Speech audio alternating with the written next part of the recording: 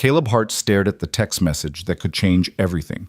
His CEO had just set him up on a blind date with her own daughter. One wrong move could cost him his job, his stability, everything he'd built for his little girl. But saying no? That might be worse. He hadn't been on a date in nearly a year, not since the night his ex told him he was half present and walked away. Now he stood at a crossroads: stay safely invisible or risk being seen again. The answer terrified him more than he'd admit. If you're enjoying this story, hit that like button and drop a comment with your city so I can see how far this tale travels. Now, let's dive into how one dinner changed everything. The elevator doors opened on the 14th floor of Northbridge Creative, and Caleb Hart stepped into the glass-walled corridor, carrying 2 coffees and the weight of another sleepless night. His daughter Maya had woken up 3 times, each nightmare pulling him from the shallow sleep he'd finally managed to find. Now, at 7:43 a.m., he was running on adrenaline and the desperate hope that nobody would ask him to be brilliant before 9. Early again, Hart. The voice belonged to Marcus Chen, senior designer and the closest thing Caleb had to a friend at the office. Marcus leaned against his desk, already 3 sketches deep into what looked like a rebrand for a hotel chain. Maya had a rough night, Caleb said, handing Marcus one of the coffees. Black, 2 sugars, the way he'd been drinking it since their first all-nighter together 2 years ago. Bad dreams? The monster under the bed kind. She wouldn't go back to sleep unless I checked every corner of her room. Twice. Marcus smiled, the kind of knowing expression that only came from people who understood that single parenthood meant negotiating with terrorists who stood 3 feet tall and refused to believe that shadows were harmless. You're a good dad, man. Caleb shrugged off the compliment the way he always did, uncomfortable with praise for something that felt like basic survival. He'd been Maya's sole parent for 3 years now, ever since her mother decided that motherhood didn't fit the life she wanted and signed away her rights with barely a backward glance. The courts had been swift, the emotional fallout less so. Just doing what I'm supposed to do. Most people don't even do that. Before Caleb could respond, the distinct click of heels on marble announced Vivian Pierce's arrival. The CEO of Northbridge Creative moved through the office like weather. You felt her coming before you saw her. She was 52, silver-haired, sharply dressed, and possessed the kind of presence that made junior employees straighten their spines reflexively. Caleb, my office. 5 minutes. She didn't wait for confirmation, just swept past them toward the corner suite that overlooked Michigan Avenue. Marcus raised his eyebrows. What did you do? Nothing, I think. That's what they all say right before they get fired or promoted. Caleb wasn't worried about getting fired. His performance reviews had been solid, his projects consistently delivered on time and under budget. But Vivian Pierce didn't typically summon people to her office for casual conversation. She preferred email for minor issues and public praise for major wins. Private meetings meant something specific was happening. He knocked on her door exactly 5 minutes later. Come in. Her office was all clean lines and strategic minimalism. White furniture, abstract art, and a single photograph on her desk showing her with a dark-haired woman at what looked like a college graduation. Caleb had seen the photo before but never asked about it. Vivian's personal life was a carefully guarded fortress. Sit. He sat. Vivian studied him for a moment, her fingers steepled beneath her chin. You look tired.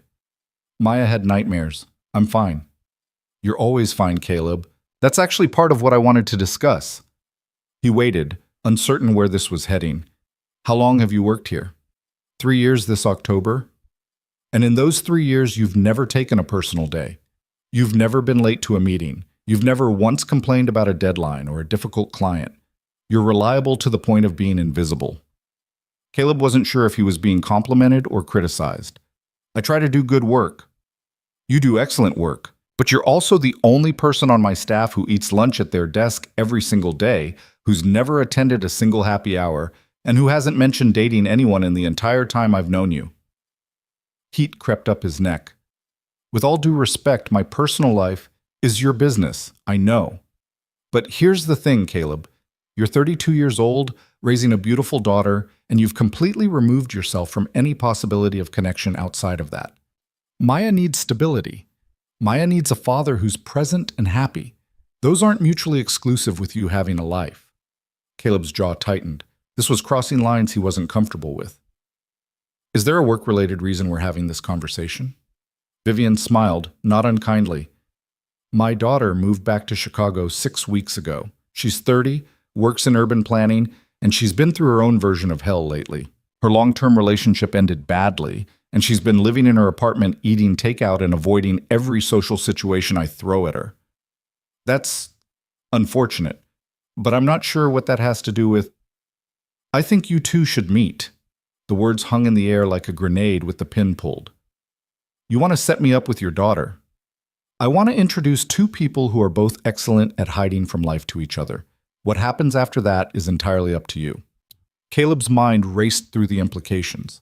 This was his boss, his CEO, the person who controlled his career trajectory and, by extension, his ability to provide for Maya. Saying no could create awkwardness that would follow him through every project meeting for the foreseeable future. Saying yes could create complications he wasn't remotely prepared for. I appreciate the thought, but I'm really not in a place to... One dinner, no pressure, no expectations. If you hate each other, we never speak of it again. If there's potential, you're both adults who can figure it out. And if I say no, Vivian's expression didn't change. Then you say no. I'm not going to fire you for declining a dinner invitation, Caleb. I'm suggesting this because I think you're both stuck, and sometimes it takes another stuck person to help you move forward. He thought about the last year, the endless cycle of work, daycare pickup, dinner, bath time, bedtime stories, and then collapsing into bed only to do it all again the next day. He thought about his ex, Adriana, and the night she'd told him he was half present, too afraid to fully commit, too afraid to fully leave, existing in a permanent state of emotional limbo that had slowly suffocated their relationship. She hadn't been entirely wrong. What if it makes things weird at work? What if it doesn't? Caleb rubbed his face, feeling the exhaustion in his bones. When? Saturday night, 7 o'clock. There's a new Italian place in West Loop that just opened. Sienna. I've already made a reservation under my name. You were that confident I'd say yes? I was that confident you're tired of saying no to everything. He stood to leave, then paused at the door. Does she know you're doing this? Vivian's smile turned slightly mischievous. She will by lunchtime. Saturday arrived faster than Caleb wanted it to.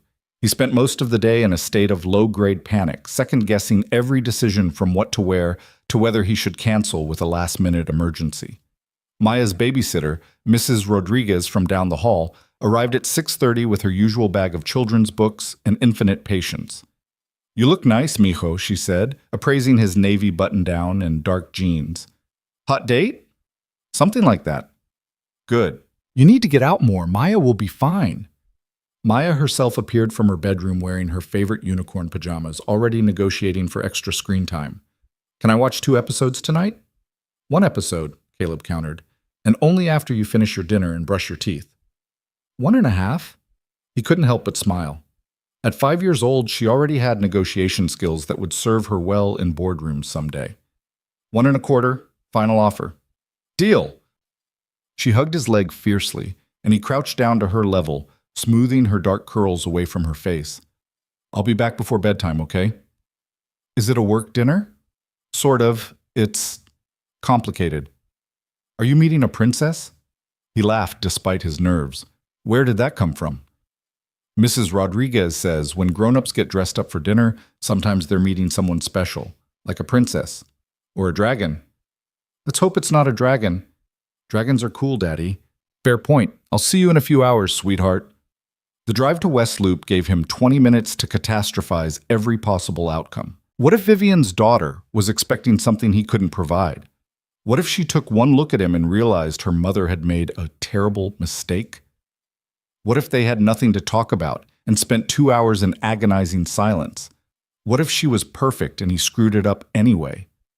Sienna was tucked between a vintage bookstore and a craft cocktail bar, its facade warm brick with Edison bulbs creating pools of golden light. Caleb arrived exactly at 7, a habit born from years of refusing to be the person who made others wait.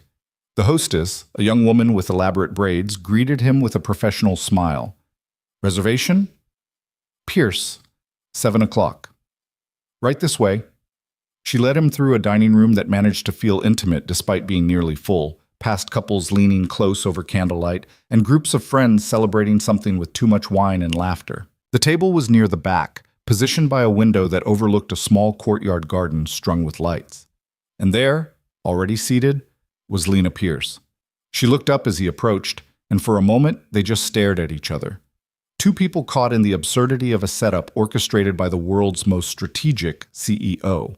She was beautiful in an understated way, dark hair pulled into a loose ponytail, minimal makeup, wearing a forest green sweater that made her hazel eyes more pronounced. But what struck him most was her expression, wary, guarded, and just as uncertain as he felt. Caleb? Lena. So, this is happening.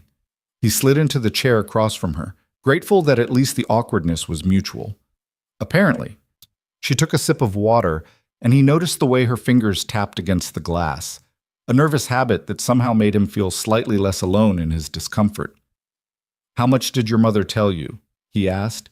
That you work for her. You have a 5-year-old daughter, and you haven't been on a date in almost a year. You? That you're in urban planning, recently moved back to Chicago, and your last relationship ended badly. Well, at least we're starting with full disclosure. But a server appeared, reciting specials that Caleb barely processed. They both ordered wine, her a Pinot Grigio, him a Cabernet, and agreed to split an appetizer neither of them particularly wanted, but felt obligated to order because the silence needed filling. When the server left, Lena leaned back in her chair, studying him with an intensity that felt like being cataloged. So here's my proposal, she said. We give this exactly 1 hour. If we want to leave after that, we leave. No hard feelings, no obligation to pretend we enjoyed ourselves for my mother's sake. Relief flooded through him. That's actually perfect. I figured we're both here under duress. Might as well be honest about it. Your mother's very persuasive. That's a diplomatic way of putting it. She's relentless. Their wine arrived, and Caleb took a longer sip than he probably should have. The warmth helped. Can I ask what happened? Lena said. With your last relationship? He'd known the question was coming, but still wasn't prepared for it. Her name was Adriana. We dated for 2 years. She got pregnant, we tried to make it work, and it became pretty clear that I wasn't equipped for what she needed. Which was? Full presence, complete commitment. She said I was always half present, half somewhere else, planning exits before I'd fully entered rooms. Lena's expression shifted, something recognizing flickering across her features. That's painfully specific. She wasn't wrong. I have a tendency to protect myself by staying partially unavailable. Turns out that's not great for relationships. And she left? She left. Signed over parental rights when Maya was 2. I haven't heard from her since. He expected judgment or pity, but Lena just nodded slowly, like she understood something about that particular brand of abandonment. My ex was named Miles, she said. 6 years together. We talked about marriage, kids, the whole future. Then he met someone else and decided that future looked better with her in it instead of me. I'm sorry. Me too. The worst part wasn't even the betrayal. It was realizing I'd spent 6 years building a life with someone who could just walk away from it. Like none of it mattered. That's brutal. Yeah. She took another sip of wine. So here we are, 2 people who got left behind, being set up by my relentlessly optimistic mother, who thinks compatibility is just shared trauma plus good timing. Caleb laughed, surprised by the sound. When you put it that way, it sounds terrible. Doesn't it? But she was smiling now, and something about the honesty between them felt like oxygen after being underwater too long. The appetizer arrived, burrata with heirloom tomatoes and basil, and they ate in a silence that had shifted from awkward to companionable. Caleb found himself relaxing in increments, the tension in his shoulders easing as conversation drifted from the heavy topics to lighter ground. So, urban planning, he said, what does that actually entail? Mostly meetings about zoning regulations and arguing with developers who want to build luxury condos where community gardens should be. Sounds riveting. It has its moments. There's something satisfying about fighting for the things that make a city livable instead of just profitable. She paused. What about project coordination? What does that look like day to day? herding creative people toward deadlines while they insist they need more time for the vision to crystallize. It's like being a diplomat for people who communicate primarily in mood boards and abstract concepts. Do you like it? The question caught him off guard. Nobody had asked him that in years. It pays well. It's stable. I'm good at it. That's not what I asked. He met her eyes, and for the first time that night felt genuinely seen. No, I don't particularly like it, but I'm responsible for a 5-year-old who needs consistency and health insurance, so liking it isn't really the point. That's incredibly depressing. That's adulthood. No, Lena said firmly. That's fear disguised as responsibility. The words hit harder than they should have. He wanted to argue, to defend his choices as pragmatic and necessary. But something about the way she said it, without judgment, just observation, made the defense feel hollow. What would you do, he asked, if you weren't afraid? She considered the question, twirling her wine glass between her fingers. I'd probably be working for a nonprofit instead of the city, fighting for affordable housing in neighborhoods that actually need it, instead of rubber-stamping projects that price out the people who've lived there for generations. So why don't you? Same reason you don't quit and become whatever it is you actually want to be. Because stability feels safer than possibility. Because we've both been left before, and making yourself vulnerable to new failure is terrifying. Their entrees arrived. His, pasta carbonara. Hers, mushroom risotto, but neither of them moved to eat immediately. The conversation had shifted into something neither had anticipated, something that felt dangerous and important at once. Can I tell you something? Caleb said. Please. I came here tonight planning to be polite, eat dinner quickly, and get home before Maya's bedtime. I was going to thank you for your time and make it clear that this was a one-time obligation to keep your mother happy. I came here with the exact same plan. But now I don't want to leave in an hour. Lena's expression softened. Neither do I. They ate slowly, conversation flowing into easier territories. Favorite books, terrible movies they secretly loved, the specific chaos of Chicago winters. Caleb found himself laughing more than he had in months, surprised by how easy it was to talk to her. She was sharp and funny, quick to call out his deflections but gentle in the calling. When she mentioned her mother's tendency to orchestrate people's lives like chess pieces, he jumped in. Last month, she reorganized the entire office seating arrangement because she decided Marcus and I needed more natural light for optimal creativity. We were fine where we were. That's classic Vivian. When I was in college, she showed up unannounced and redecorated my dorm room because the feng shui was blocking my academic potential. Did it work? I got a 4.0 that semester, so I couldn't exactly argue. Their laughter drew glances from nearby tables, but neither cared. The restaurant had filled completely, the noise level rising to the point where they had to lean closer to hear each other. Caleb became aware of how near they were, the small table making intimacy inevitable. Tell me about Maya, Lena said. What's she like? His entire face changed when he talked about his daughter. Lena could see it happen in real time, the guardedness dropping away to reveal something tender and fierce. She's incredible, stubborn as hell, which I know is genetic karma for how I was as a kid. She negotiates everything like she's preparing for a career in contract law. This morning she tried to convince me that unicorn-shaped chicken nuggets counted as a vegetable because the box had a picture of a rainbow on it. Sound logic, right? She's also deeply empathetic in this way that terrifies me sometimes. Last week she cried because a character in her favorite show was sad. Not hurt, not in danger, just sad. She feels everything so completely. You love her so much it's written all over your face. Caleb looked down at his plate, embarrassed by how transparent he was. She's my entire world. Everything I do is to make sure she has a better life than I did. What was your childhood like? He hesitated, old instincts telling him to deflect, to keep the painful parts private. But something about the night, about her, made honesty feel possible. My parents divorced when I was 7. Dad disappeared completely, and Mom worked 3 jobs trying to keep us afloat. I grew up watching her sacrifice everything and still come up short. I promised myself I'd never put my kid through that kind of instability. Is that why you stay at a job you don't love? Part of it. The other part is that I'm genuinely terrified of failing her the way I failed Adriana. You didn't fail Adriana. She left. Because I couldn't give her what she needed. Lena reached across the table, her hand covering his. The touch was electric, unexpected. Caleb, you can't spend your entire life trying to prove you're enough for someone who already decided you weren't. That's not healing. That's just slow-motion self-destruction.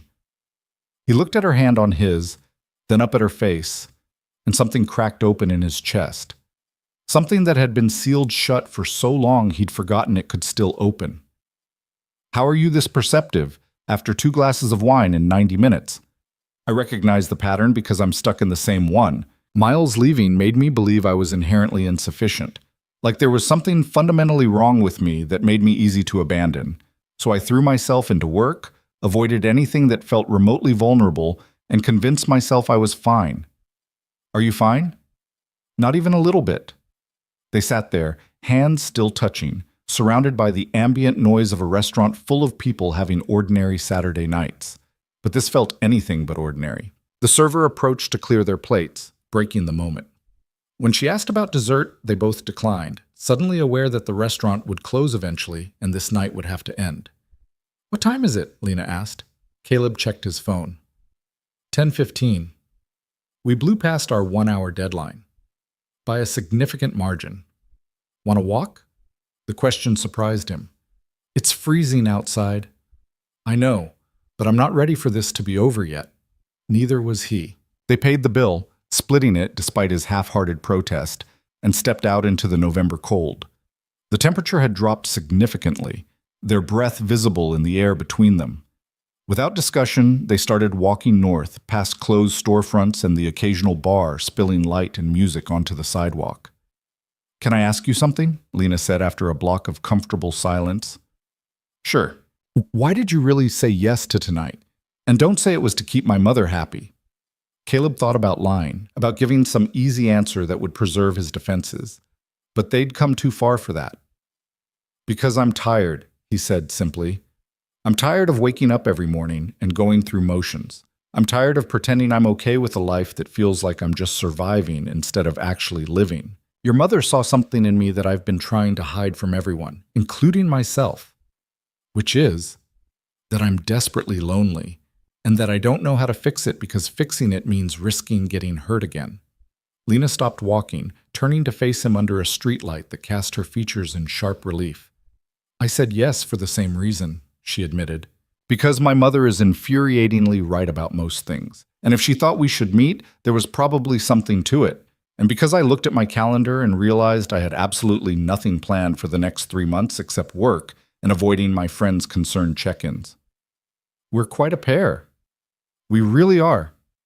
They stood there, close enough that Caleb could see the gold flecks in her hazel eyes, far enough that the space between them still felt safe. The city moved around them, taxis honking, a group of college students stumbling past in a cloud of perfume and laughter, a homeless man pushing a shopping cart full of redemption-worthy cans. I should probably get home, Caleb said reluctantly. Maya's babysitter. I know, I should get back too. But neither of them moved. Can I see you again? He asked, the question feeling monumental despite its simplicity. I'd like that. Coffee? Next week sometime? Coffee feels safe. Let's do something that scares us a little. Like what? Lena smiled, and it was the first fully unguarded expression he'd seen from her all night. Surprise me. Plan something neither of us would choose for ourselves. Something that requires us to be more present than we're comfortable with. That's a terrifying suggestion. Good. If we're going to do this, we should probably start by actually doing it. No half measures, no safety nets. He knew what she was really asking, for him to prove he was different, that he could show up completely instead of with one foot already out the door. It terrified him. It also felt like exactly what he needed. Okay, he said. I'll plan something. I'll be there. They walked back to where they'd parked, the conversation shifting to lighter topics, but the undercurrent of possibility humming between every word. When they reached her car, a sensible Honda Civic that somehow fit her perfectly, she hesitated before unlocking it. Thank you, she said. For what? For being honest. For not pretending to be something you're not just to make this easier. For taking a chance on something you clearly weren't sure about. Same to you. She reached up and kissed his cheek, quick and soft, then got in her car before he could react. He stood there like an idiot, watching her taillights disappear into Saturday night traffic, his hand pressed to where her lips had touched his skin. His phone buzzed, a text from Mrs. Rodriguez. Maya asleep, take your time. Another text, this one from an unknown number. He opened it. This is Lena. Got your number from my mother. Don't be mad. I had a really good time tonight. Thanks for not being terrible. L. He saved her number and typed back, I had a good time too. Thanks for pushing past the 1-hour deal. See 3 dots appeared then. Looking forward to whatever terrifying thing you plan for us. No pressure at all. Absolutely none. Good night, Caleb. Good night, Lena. He drove home through empty streets, the city settling into its late-night rhythm, and for the first time in longer than he could remember, felt something other than resigned acceptance. It wasn't happiness exactly, too fragile for that, but it was possibility. It was the first crack in the armor he'd built around himself, and through that crack, light was starting to seep in. When he got home, Maya was indeed asleep, sprawled across her bed with her favorite stuffed elephant clutched to her chest. He stood in her doorway for a long moment, watching her breathe, and made a silent promise that whatever happened next, he would try. He would show up. He would be present, even when it scared him. Because Lena was right.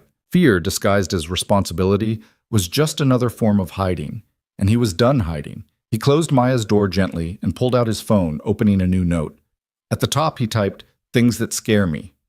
Then he started planning. The terrifying thing Caleb planned turned out to be ice skating at Millennium Park on a Wednesday evening, which Lena found both charming and completely outside her comfort zone.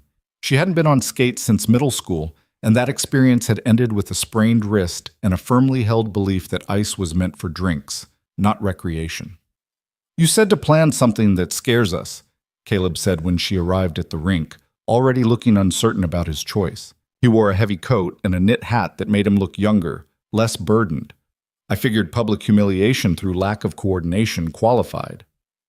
You're not wrong.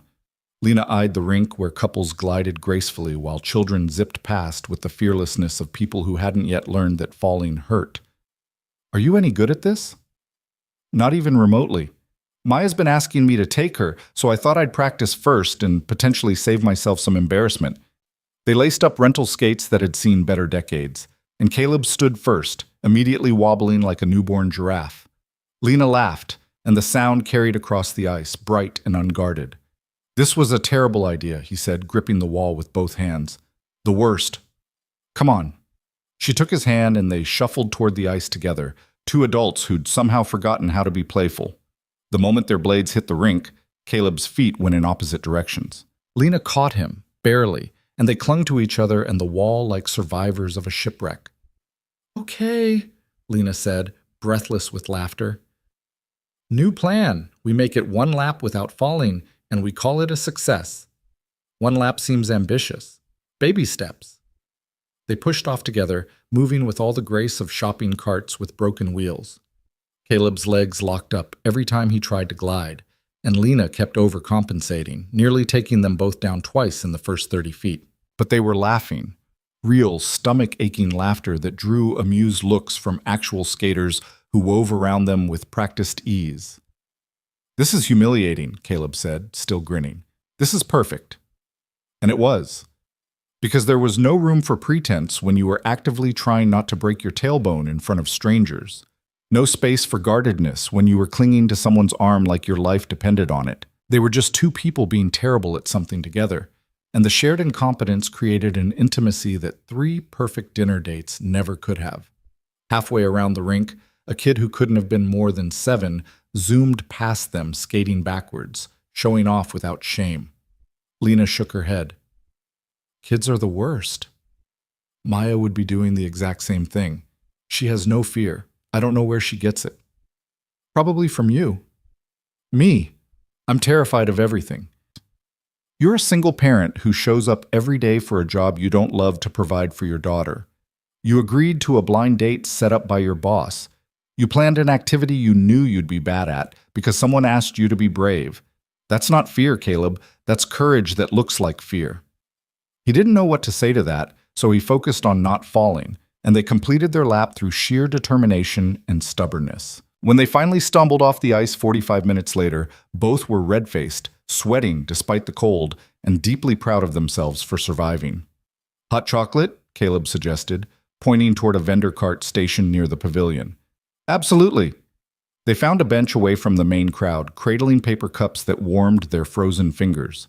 The city glittered around them, buildings lit against the darkening sky, and Lena felt something settle in her chest, a quiet contentment she hadn't experienced in months.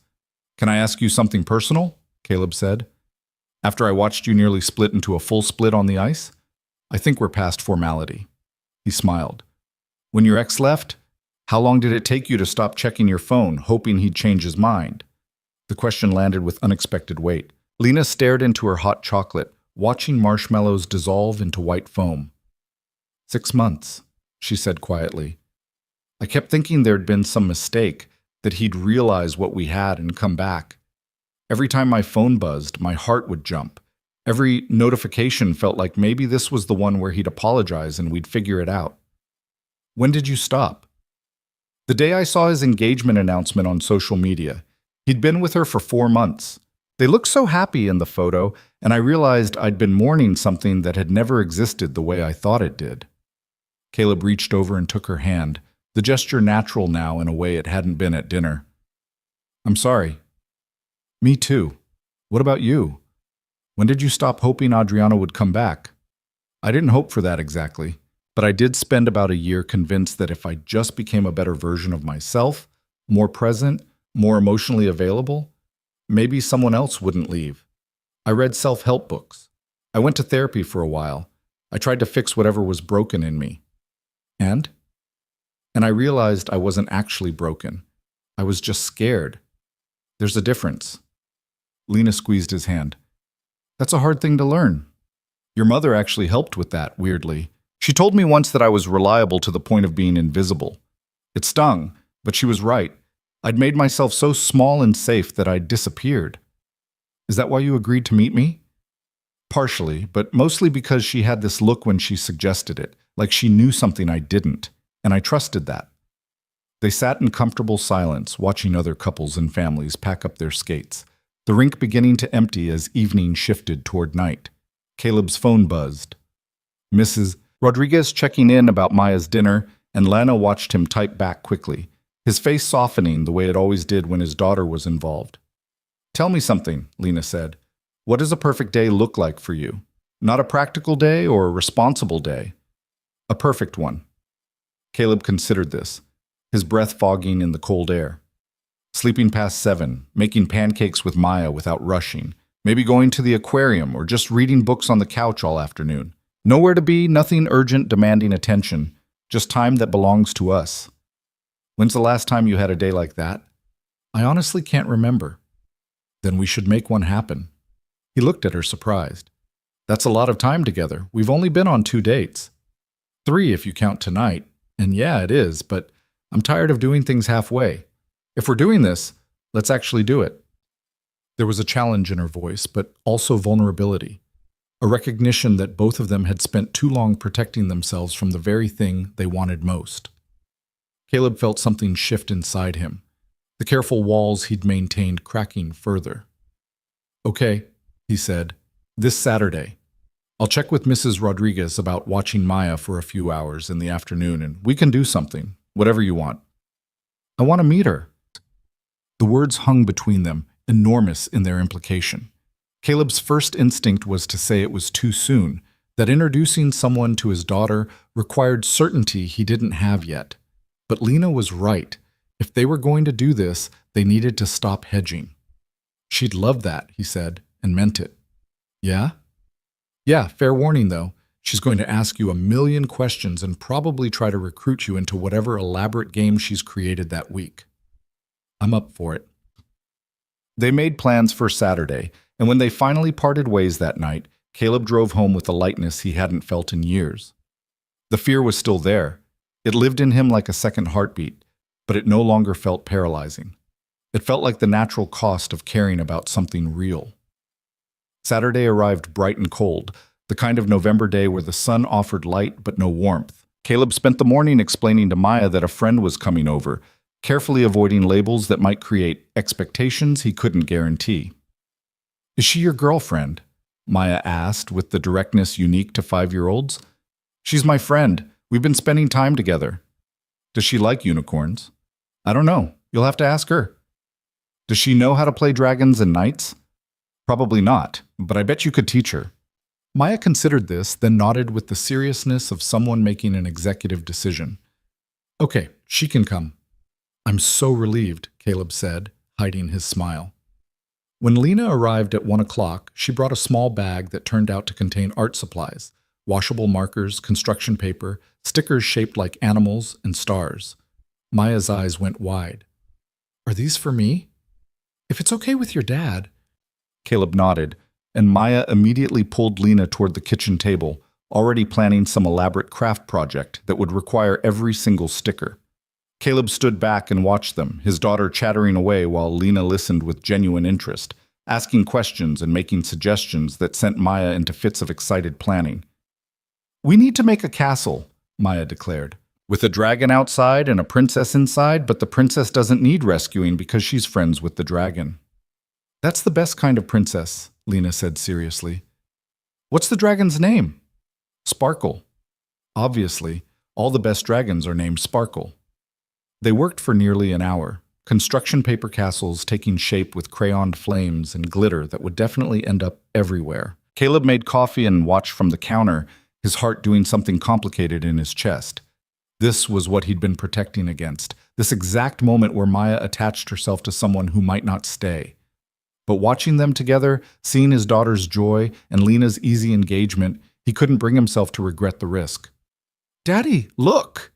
Maya held up her masterpiece, a purple castle with windows made of yellow stars and a dragon that looked more like a dinosaur but was perfect anyway. "That's incredible, sweetheart." Lena helped. "I can see that. You two make a good team." Maya beamed, then turned back to Lena with a question that made Caleb's stomach drop. "Are you going to stay for dinner?" Lena glanced at Caleb, careful not to overstep. He gave a small nod. "I'd love to," Lena said. "What are we having?" "Spaghetti. It's my favorite." "Mine too." The afternoon dissolved into easy domesticity, cooking pasta, while Maya showed Lena her extensive stuffed animal collection, setting the table with the kind of care that came from wanting to impress, eating dinner while Maya narrated the entire plot of her favorite movie without pausing for breath. Lena engaged with all of it, asking questions and laughing in the right places, never condescending or fake. After dinner, Maya challenged them both to a game of dragons and knights, which turned out to be a complex adventure she'd invented involving pillows as mountains and the hallway as a dangerous forest.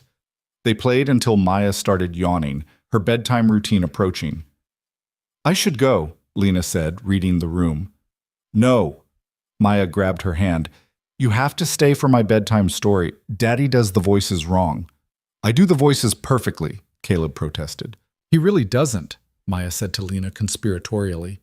Lena looked at Caleb, and he saw the question there. Was this okay? Was she crossing a line? He nodded again, unable to speak past the emotion in his throat. They read Where the Wild Things Are with Maya nestled between them on her bed, Caleb doing his allegedly terrible voices while Lena provided sound effects that made his daughter dissolve into giggles. When the story ended, Maya hugged them both goodnight, squeezing Lena extra tight. "You're nice," Maya said sleepily. "You can come back." "I'd really like that," Lena whispered. Caleb tucked Maya in, kissing her forehead and turning on her nightlight, a rotating galaxy that cast stars across the ceiling. When he returned to the living room, Lena was cleaning up art supplies, carefully saving Maya's castle creation. "You don't have to do that." "I know." She looked up at him, and her expression was vulnerable in a way that matched exactly how he felt. "She's wonderful, Caleb." "She really is. And you're an incredible father." "I'm trying." "You're succeeding." They stood there in his small living room, surrounded by evidence of the life he'd built. Maya's drawings on the fridge, toys organized in bins, photos documenting every milestone, and Caleb felt the last of his careful distance crumble. "I'm terrified," he admitted. "Of this? Of us. Of what it means that you met her and she loved you. And now if this doesn't work out, she'll ask about you, and I won't know what to say." Lena crossed the room and took both his hands in hers. I'm terrified too, but I think we're allowed to be scared and still choose this. Courage isn't the absence of fear, right? It's doing the thing anyway. When did you get so wise? Probably around the same time you did. We just keep forgetting. He kissed her then, soft and careful. A question and an answer all at once. She kissed him back, her hands moving to his face, and for the first time in longer than he could measure, Caleb felt fully present in a moment. Not planning his exit, not protecting his retreat, just there. When they finally pulled apart, both were smiling. So, Lena said, this is happening. Apparently. I should actually go now. Before your neighbor starts wondering why there's a strange woman in your apartment past bedtime. Mrs. Rodriguez already knows. She probably has a betting pool going about how long until we make it official. Is that what this is? Official? Caleb considered the question, then thought about the afternoon, about watching Lena with his daughter, about the way she'd fit into his life, like a piece he hadn't known was missing. I'd like it to be, he said. If you would. I would. They kissed again at the door, and then Lena was gone, leaving behind the faint scent of her perfume and the construction paper castle that Maya would absolutely want to hang on the fridge tomorrow. Caleb cleaned up the rest of the art supplies, made himself tea he didn't really want, and tried to process the shift that had occurred. His phone buzzed with a text from Lena. Thank you for today, for trusting me with her. She's lucky to have you. He typed back, we're lucky you showed up. Get some sleep. I'll call you tomorrow. Looking forward to it. But sleep didn't come easily. Caleb lay in bed staring at the ceiling, his mind racing through possibilities and catastrophes with equal intensity. What if this ended badly and Maya got hurt? What if he fell back into old patterns and drove Lena away? What if he finally let himself believe in this and it all fell apart anyway? The fear was enormous, but underneath it was something else. Hope. Fragile and terrifying, but real. The following weeks unfolded with the kind of momentum that both excited and unsettled him. They fell into a routine without planning one. Coffee dates before work, dinners at small restaurants where they could talk for hours, weekend afternoons where Lena would join them for trips to the park or the library. Maya adored her, and watching them together created an ache in Caleb's chest that was equal parts joy and terror. At work, Vivian said nothing directly but wore a knowing smile whenever their paths crossed. Marcus, however, had no such restraint. You look different, he said one morning, studying Caleb across their shared project table. Different how? Less like you're actively planning your own funeral, more like an actual human person. I've always been an actual human person. Debatable, but seriously, whatever's happening, and I'm assuming it involves Vivian's daughter based on the way the CEO keeps smiling at you like you're her favorite experiment, it's good. You seem happy. Caleb wanted to deflect, to downplay it as nothing serious, but the truth was impossible to hide. I am happy. It's terrifying. That's kind of how it works, man. The good stuff is always terrifying. When did you become a philosopher? Around the same time you became someone who admits to feelings. We're all evolving. The conversation stayed with him through the day, through client meetings and deadline negotiations, and into the evening when he picked Maya up from daycare. She was covered in finger paint and bubbling with stories about her day, and he listened with the kind of attention that had become easier lately, less divided. That night, after Maya was asleep, he called Lena. Hey, she answered, and he could hear the smile in her voice. Hey yourself, what are you doing? Watching a documentary about urban gardens in Detroit and eating ice cream directly from the container, living my best life. Sounds perfect. It kind of is. What's going on? He hadn't planned what to say, but the words came anyway. I was thinking about what you said, about doing things halfway versus actually doing them. Yeah? I don't want to do this halfway, Lena. I don't want to keep waiting for the other shoe to drop or protecting myself from worst-case scenarios. I want to actually be here, with you, and see where this goes. There was a pause, and for a terrible moment he thought he'd said too much too soon. Then Lena spoke, her voice thick with emotion. I want that too. I'm so tired of being scared. Me too. So we do it. We stop hedging and just do it. Yeah. They talked for another hour about nothing important, her difficult coworker, his upcoming project deadline, a restaurant they wanted to try. But the conversation felt different now, weighted with commitment. When they finally hung up, Caleb felt lighter and more vulnerable than he had in years. November gave way to December, and Chicago transformed into its winter self, snow covering the streets in fresh white that quickly turned to gray slush, holiday lights strung across buildings, the whole city bracing against cold that made walking to the car an act of courage. Caleb and Lena navigated it together, their relationship deepening through shared routines and small intimacies. She kept a toothbrush at his apartment now. He had a drawer at hers. They'd progressed to staying over occasionally, though Caleb was careful about what Maya saw, not wanting to confuse her before they were certain. But certainty, he was learning, wasn't something that arrived all at once. It built slowly, through accumulated moments of trust. One Saturday afternoon in mid-December, they took Maya to see holiday lights in Lincoln Park. The zoo was free and transformed into a winter wonderland, paths lined with illuminated animals and trees wrapped in thousands of colored bulbs. Maya ran ahead, her excitement infectious, while Caleb and Lena walked hand in hand behind her. "I keep waiting for the panic," Caleb said quietly, "for the moment where this feels like too much and I want to run." "Has it come?" "No. That's what scares me." Lena laughed. "You're scared because you're not scared?" "I'm scared because I'm happy, because this feels real and sustainable and like something I could build a life around. And every time I've felt that before, it's fallen apart." "We're not your past, Caleb. We're just us, figuring it out one day at a time." Maya called to them from ahead, pointing at a massive light-covered polar bear. They caught up to her, and she grabbed both their hands, swinging between them like she'd done it her whole life. "This is the best day," she announced. "Yeah?" Caleb said. "Yeah, because we're all together." He caught Lena's eye over Maya's head, saw his own emotion reflected there. This was what he'd been afraid of, this moment where his daughter claimed them as a unit, where the stakes became impossibly high. But it was also what he wanted most. "We are all together," Lena said softly.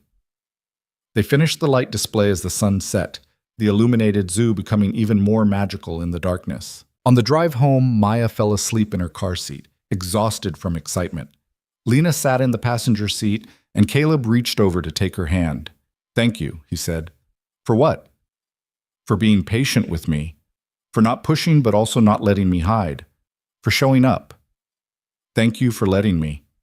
They drove through the city in comfortable silence, the radio playing soft holiday music, and Caleb felt something he'd stopped believing in, contentment. Not the absence of fear, but the presence of something strong enough to make the fear worthwhile.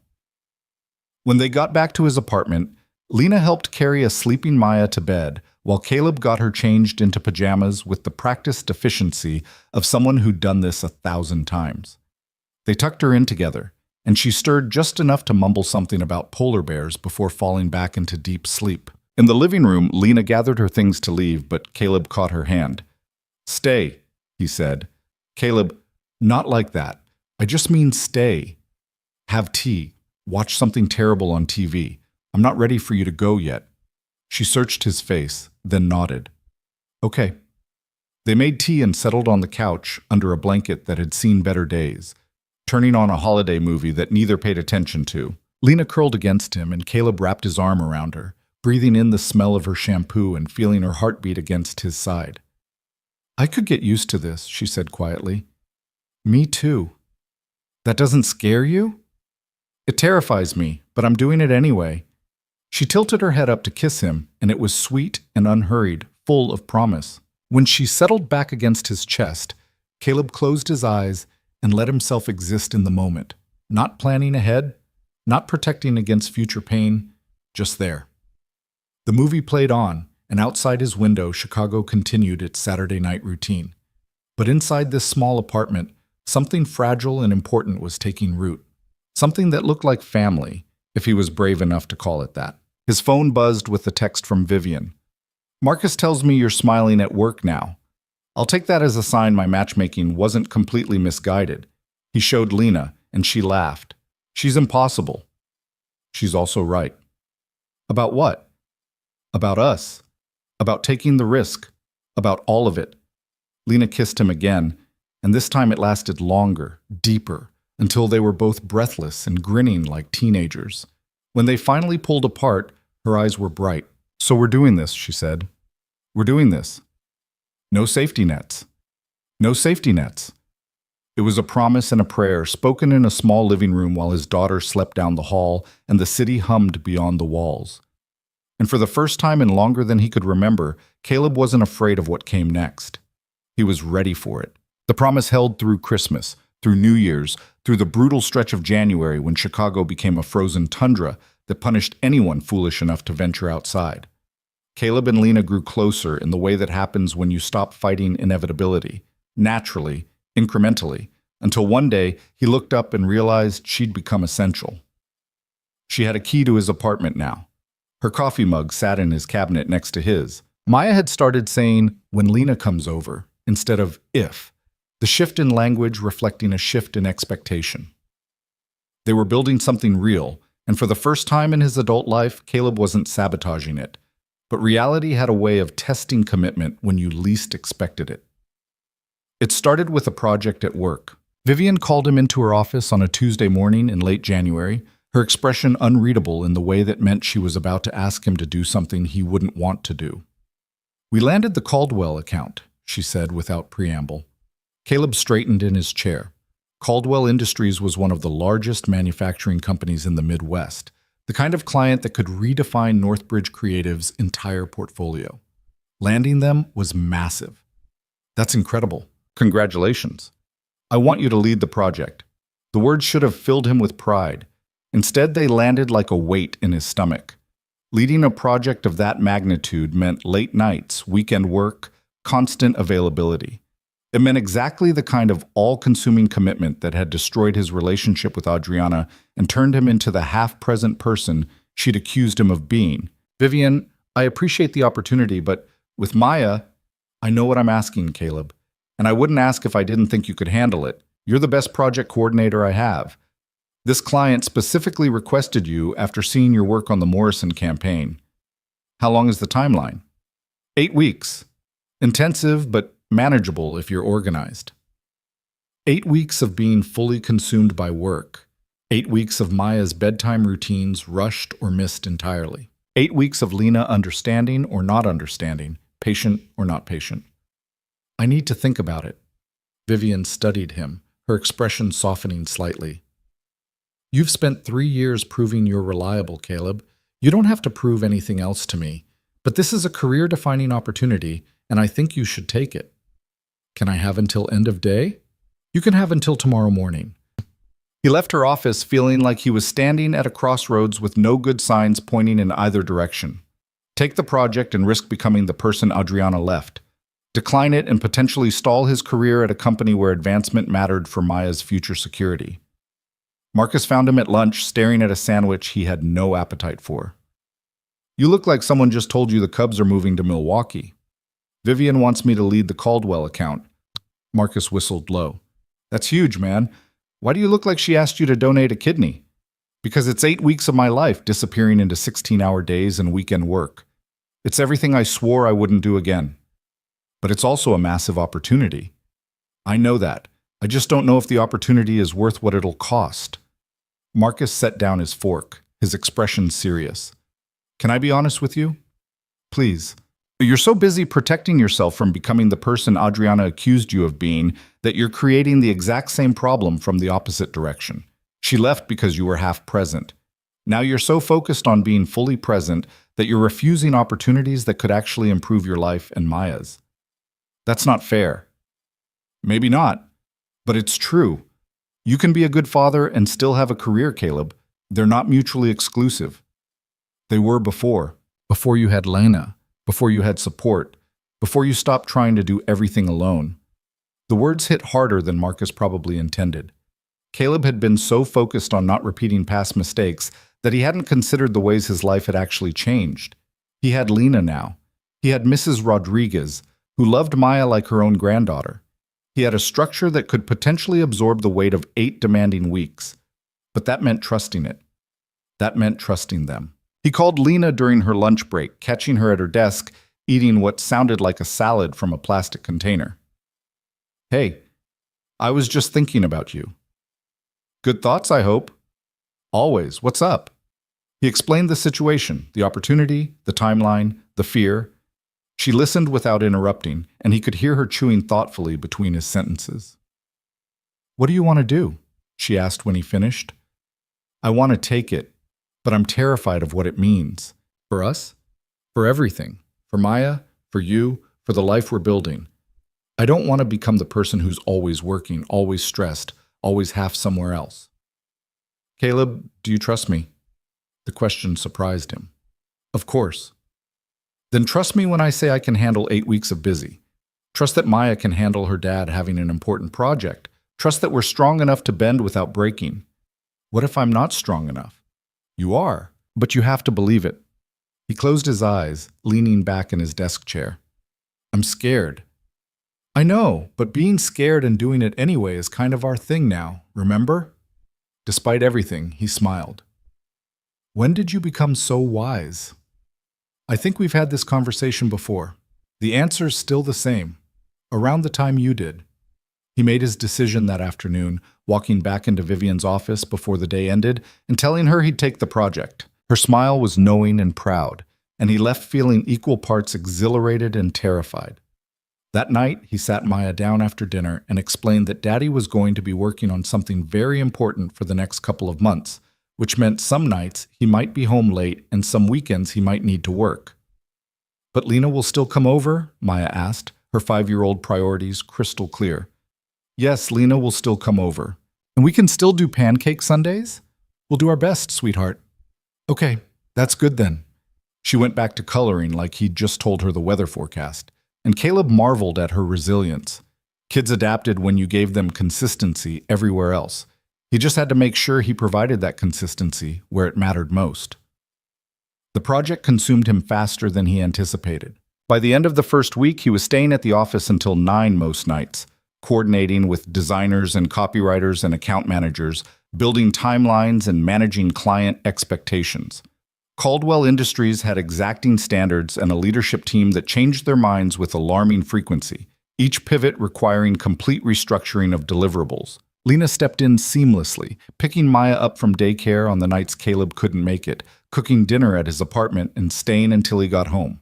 She never complained, never made him feel guilty, just texted him photos of her and Maya making elaborate pillow forts or painting terrible watercolors of the Chicago skyline. "You're a lifesaver," he told her one night, arriving home at 10 to find Maya asleep and Lena reading on his couch. "I'm just helping. That's what people do." "Not everyone does this, Lena." "Well, I'm not everyone. And she's not hard to love." The casual use of that word, love, made his heart skip. They hadn't said it yet, not directly, both dancing around the admission like it required permission they hadn't granted themselves. But hearing her say it about Maya felt significant, like a door opening. "Thank you," he said, sitting beside her and pulling her close. She smelled like the lavender soap she kept at his place, and he buried his face in her hair, breathing her in. "How was today?" she asked. "Long. The client changed the entire creative direction this morning, which means we're starting from scratch on half the campaign. That's brutal." "It's the job. I just hate that it's cutting into time with you and Maya. We're still here when you get home. That counts for something." He kissed the top of her head, feeling the exhaustion in his bones, but also something else, gratitude. He'd been so afraid of this exact scenario, but it wasn't destroying everything the way he'd feared. It was hard, but they were managing. "I love you," he said quietly, the words escaping before he could stop them. Lena went still against him, then pulled back to look at his face. Her eyes were bright with emotion. "Say that again." "I love you. I probably have for a while, but I've been too scared to say it. I love you too. So much it terrifies me." They kissed then, deep and urgent, months of careful restraint giving way to something more honest. When they finally broke apart, both were breathing hard and Lena laughed shakily. "That was worth waiting for."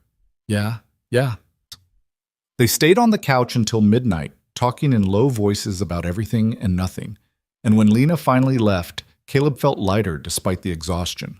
Love didn't fix the demanding schedule or the stress of the project, but it made the weight more bearable. The weeks blurred together.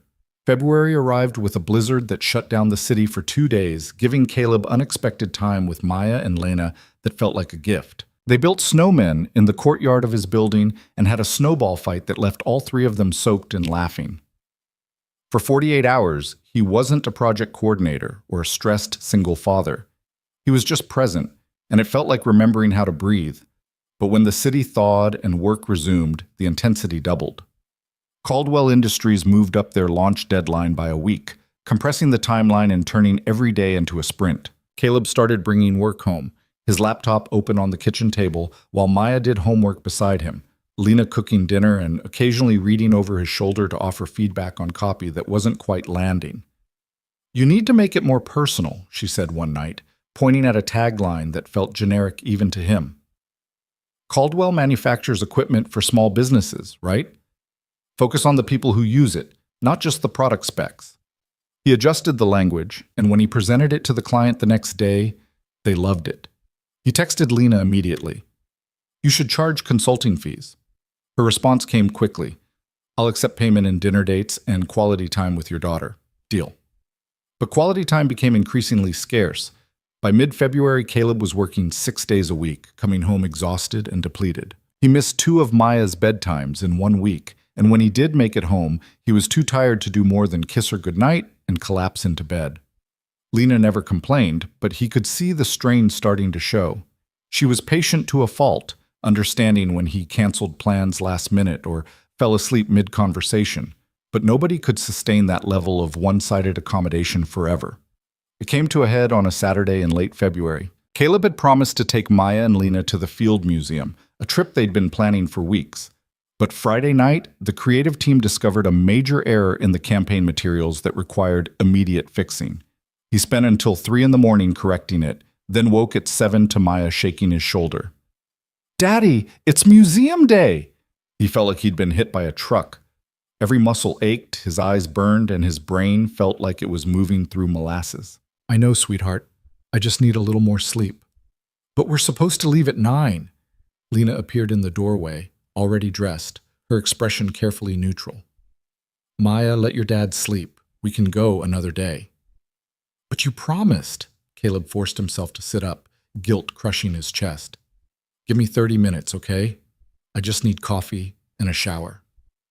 Maya left reluctantly, and Lena sat on the edge of his bed. She didn't say anything, but the silence felt weighted. "I'm sorry," he said. "You don't have to apologize for working." "I do when it affects you and Maya like this." "Caleb, I told you I could handle 8 weeks of busy. I meant it. This isn't busy. This is me being exactly the person I swore I wouldn't be. Stop. You're not Adriana's version of half-present. You're exhausted from an intensive project that has an end date. There's a difference." "Is there?" She took his hand, squeezing it firmly. "Yes. You're not checking out emotionally. You're not hiding. You're just stretched thin. That's normal." "It doesn't feel normal. It feels like I'm failing everyone." "You're not. But you do need to let people help you carry the weight instead of insisting on carrying it alone." He wanted to argue, but she was right. He'd been so determined to prove he could handle everything that he hadn't actually let anyone share the burden. "Okay," he said finally. "How do I do that?" "You take a shower, drink your coffee, and we go to the museum. Then tonight, you take a real break. No laptop, no work emails. Just us. The campaign. We'll survive one Saturday without you. Trust your team." It went against every instinct he had, but he nodded.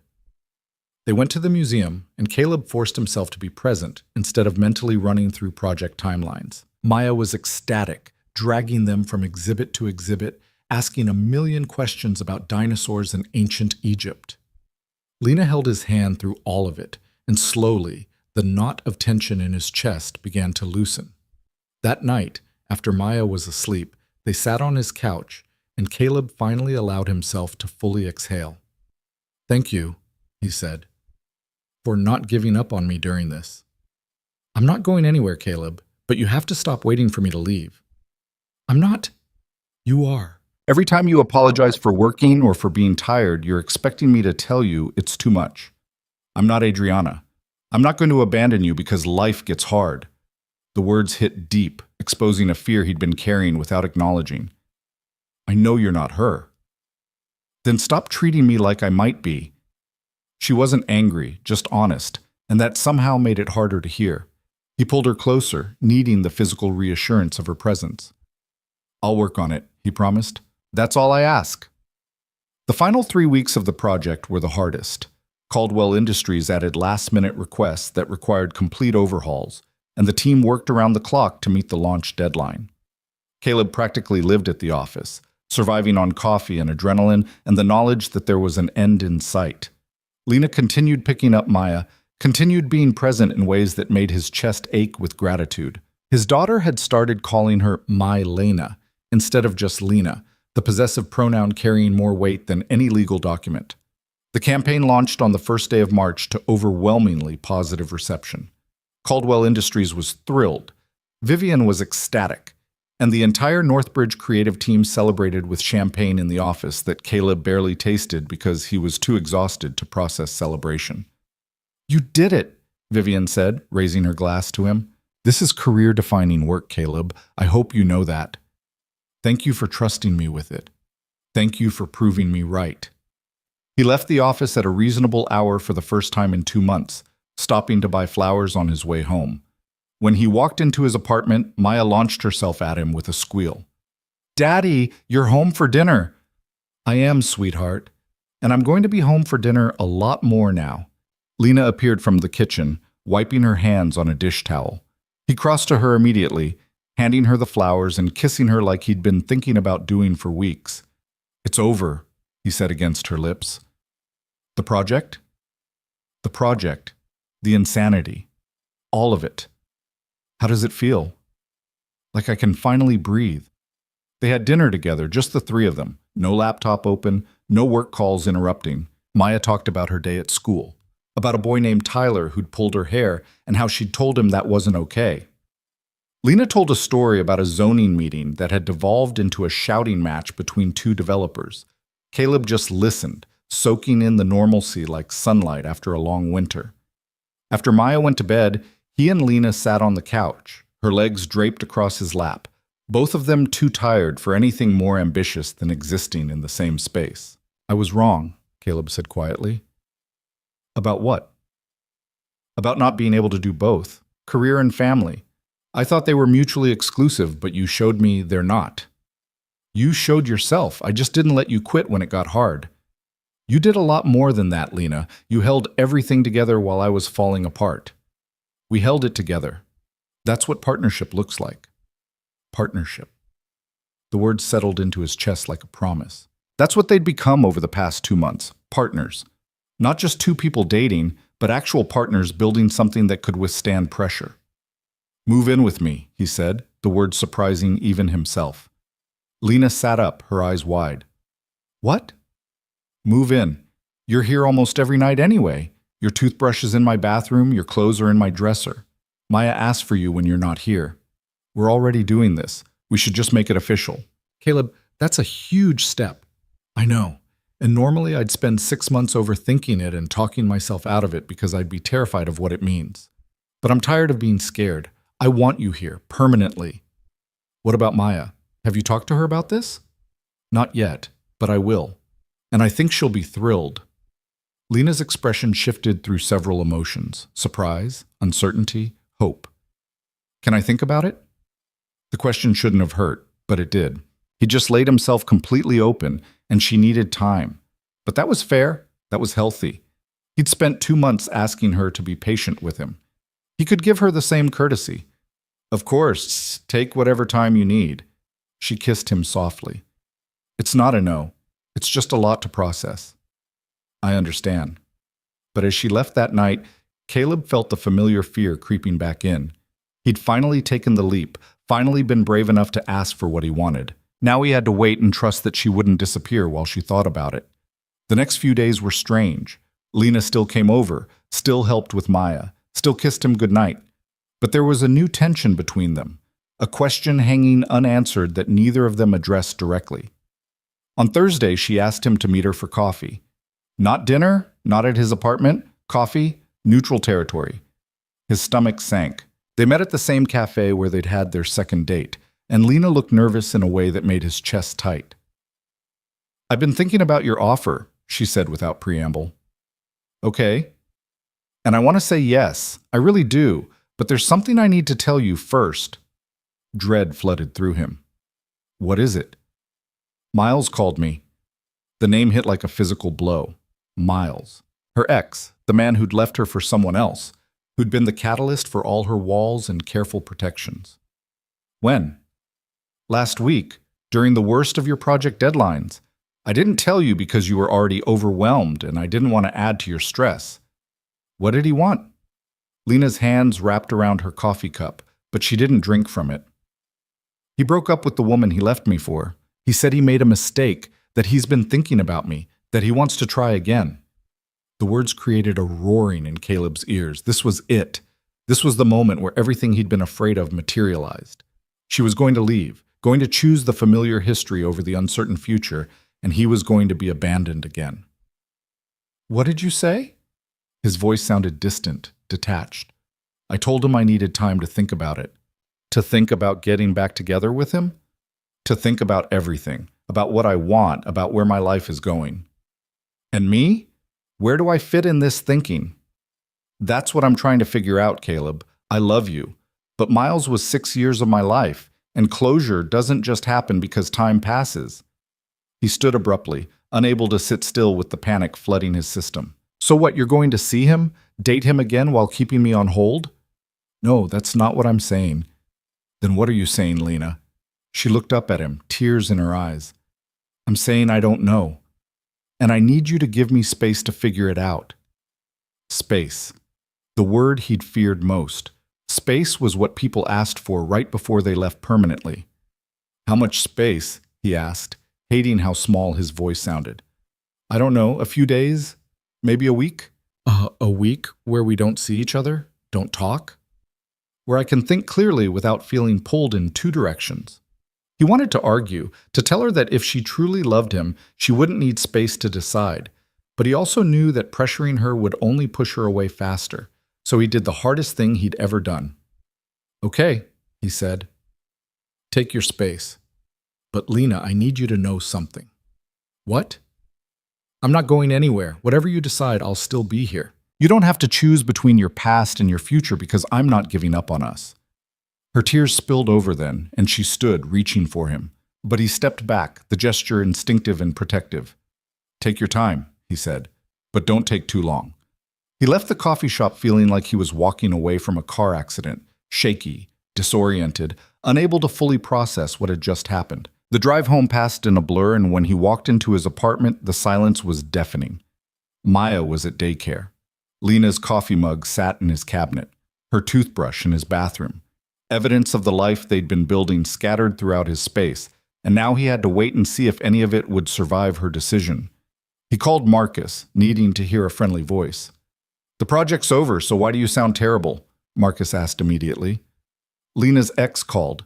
He wants her back. She asked for space to think about it. Shit. I'm sorry, man. I told her I'd wait, that I wasn't going anywhere. That's all you can do. I hate this. I hate not having control, not knowing if she's going to choose me or him.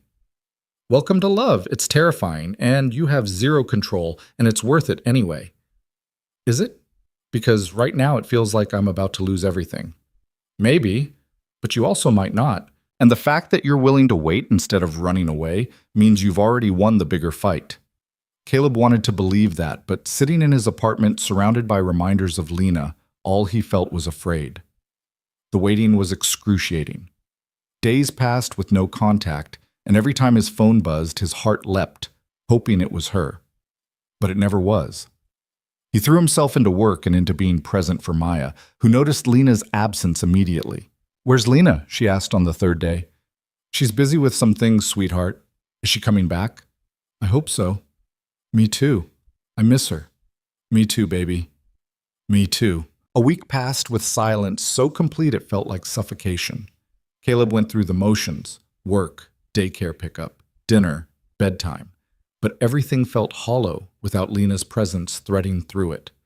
He caught himself reaching for his phone a dozen times a day, typing messages he never sent, deleting words that felt too desperate or too casual or too everything. Maya asked about her every night. And each time Caleb had to explain that Lena was thinking about some important things, his daughter's face would fall in a way that broke something inside him. He'd protected Maya from so much, but he couldn't protect her from missing someone who'd become part of their daily lives. On day 8, Vivian called him into her office. She shut the door behind him, which was never a good sign. "My daughter is miserable," she said without preamble. "And you look like you haven't slept in a week. What's going on?" Caleb debated deflecting, but Vivian had earned honesty. Miles came back. "She's trying to decide between her past and whatever future we might have." "And you're just waiting?" "What else can I do? I can't force her to choose me." Vivian leaned back in her chair, studying him with that penetrating gaze that missed nothing. "Do you know why I set you two up? Because you're a relentless optimist who thinks compatibility is shared trauma plus good timing." A smile flickered across her face. "Lena said that, didn't she?" "No, I set you up because you're both excellent at running from the things that scare you. I thought maybe you'd run toward each other instead." "We were." Until her ex showed up and reminded her of everything she lost. Or maybe reminded her of everything she settled for before she knew she deserved better. "You think I'm better than 6 years of history?" "I think you're present in a way Miles never was. I watched my daughter shrink herself for that man, compromise her values, postpone her dreams, all while he took and gave nothing back. Then he left her for someone else, and she convinced herself she was the problem." Caleb absorbed this, seeing Lena's relationship with new clarity. "She never told me it was like that." "She probably doesn't fully see it herself. That's how those relationships work. They make you believe your needs are unreasonable." "So what do I do?" "You keep being the person who sees her completely and doesn't ask her to be smaller. And you trust that eventually she'll see the difference too." Vivian's words stayed with him through the rest of the day, through another evening of Maya asking when Lena would visit, through another night of staring at his phone and willing it to ring. He wanted to believe that what they had was stronger than nostalgia and history, but belief required faith he wasn't sure he possessed. On day 10, Marcus dragged him out for drinks after work despite his protests. "You need to get out of your head," Marcus said, sliding a beer across the bar. "You're spiraling." "I'm not spiraling. You've reorganized your entire apartment twice, deep cleaned your car, and I watched you color code Maya's bookshelf yesterday during lunch. That's spiraling." Caleb took a long drink, unable to argue. "I don't know what else to do. I can't call her, can't text her, can't show up at her place. I just have to sit here and wait while she decides if I'm worth choosing." "That's not what she's deciding, isn't it?" "No. She's deciding if she's brave enough to choose happiness over familiarity. That's a lot harder than it sounds." "I chose it. I chose her." "You did. But you also spent a year actively avoiding any possibility of connection before Vivian basically forced you into it. You understand how hard that first step is." The observation stung because it was accurate. He had been hiding, had built such careful walls that it took external intervention to break through them. Maybe Lena needed the same kind of disruption. "So I just wait?" Caleb asked, hearing the defeat in his own voice. "You wait, or you take the biggest risk you've ever taken and tell her exactly what she means to you. No holding back, no protecting yourself. Complete honesty. And if she still chooses him, then at least you'll know you gave it everything." Caleb thought about that through 2 more beers and the drive home. Complete honesty meant making himself completely vulnerable, and vulnerability was what he'd spent years avoiding. But Marcus was right. If this was going to end, he'd rather it end because he was too much, not because he didn't try hard enough. He spent that night writing. Not a text, but an actual letter, longhand on paper he found in Maya's art supplies. Words poured out. Everything he'd been too scared to say, every truth he'd held back to protect himself. He wrote about watching her with Maya and seeing the future he wanted. He wrote about the ice skating disaster and how her laughter had made him feel alive for the first time in years. He wrote about the Caldwell Project and how she'd carried weight she never signed up for without complaint. He wrote about love, messy and terrifying and worth every risk. When he finished, it was past midnight and his hand cramped from writing. He read it over once, then sealed it in an envelope before he could second-guess himself. Tomorrow he'd figure out how to get it to her. Tonight, he'd just let himself feel hopeful. Day 11 arrived gray and cold, typical March weather that couldn't decide between winter and spring. Caleb dropped Maya at daycare and drove to Lena's apartment building, the letter burning a hole in his jacket pocket. He didn't know if she'd even be home, didn't know if seeing him would be welcome or intrusive, but he had to try. Her car was in the lot. He parked and sat there for 10 minutes, gathering courage, then walked to her door and knocked before he could talk himself out of it. She answered wearing sweatpants and an old college shirt, her hair pulled into a messy bun. She looked tired, eyes red-rimmed like she'd been crying recently. Seeing her after 11 days of silence hit him harder than he expected. Caleb, I know you asked for space, and I'm sorry for showing up like this, but I needed to give you something. He held out the letter. She took it, staring at the envelope like it might explode. What is this? Everything I haven't said. Everything I'm too afraid to say out loud. You don't have to read it now, or ever, but I needed you to have it. Caleb, I'm not here to pressure you or make you choose. I just wanted you to know where I stand, completely, no holding back. She looked at him then, really looked, and he saw his own exhaustion reflected in her expression. Can you come in? Are you sure? Please. Her apartment was smaller than his, decorated in earth tones and filled with plants she obsessively cared for. He'd only been here a handful of times, always leaving to go back to his place where Maya was. It felt intimate seeing her space again, being invited into her private world. Do you want coffee? She asked. Sure. They moved around her small kitchen in careful choreography, not touching, hyper-aware of each other's presence. When the coffee was ready, they sat at her small dining table, the letter between them like a third presence. Have you seen him? Caleb asked, unable to stop himself. Miles? Once, for coffee. The admission hurt, but he kept his face neutral. How was it? Weird. He looked the same, sounded the same, said all the things I used to dream about hearing, that he was sorry, that leaving me was the biggest mistake of his life, that he wants another chance. And I sat there listening to him, and all I could think about was you. Hope flared in his chest, dangerous and bright. What about me? About how different you are, how you show up even when it's hard, how you've never once asked me to be anything other than exactly who I am, how you make me feel seen in a way Miles never did. Lena, let me finish. Please. She wrapped her hands around her coffee mug, staring into it like it held answers. I've spent the last 11 days trying to figure out why Miles coming back shook me so much. And I realized it wasn't because I still love him. It was because his leaving destroyed my ability to trust that good things last. I understand that. I know you do. That's part of what makes this so hard. You understand all my broken parts because you have matching ones. She finally looked up, meeting his eyes. But understanding trauma isn't the same as healing from it. And I've been using our shared damage as an excuse to keep one foot out the door. You haven't. I have, Caleb. When you asked me to move in, my first instinct was to run, not because I don't want to, but because permanent feels terrifying. And when Miles called, it gave me the perfect excuse to create distance and tell myself I was being reasonable.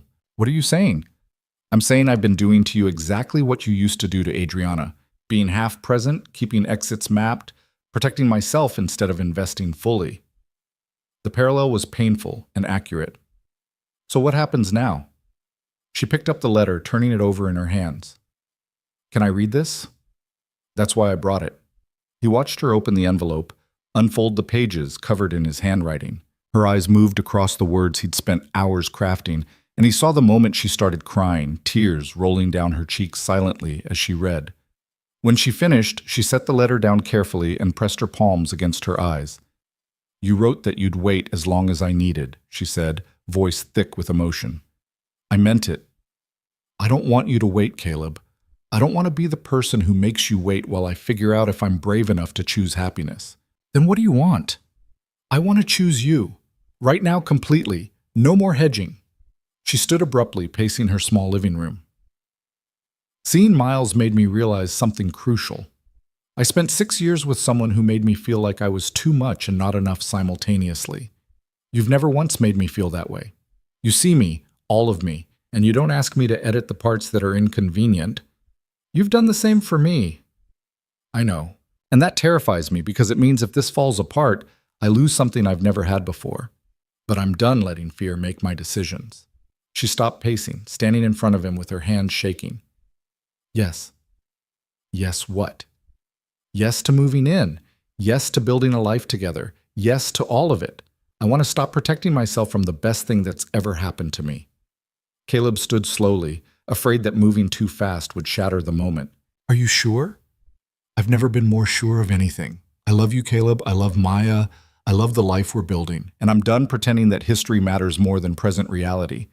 He crossed to her in 2 steps, pulling her into his arms and kissing her with 11 days of missing her poured into it. She kissed him back just as fiercely, her hands fisting in his shirt like she was afraid he'd disappear. I'm sorry, she said when they finally broke apart, for asking for space, for making you wait, for all of it. Don't apologize. You needed to be sure. I'm sure now. I'm so sure. They held each other in her small living room, and Caleb felt something fundamental settle into place. This was what he'd been afraid of, this depth of connection, this level of vulnerability.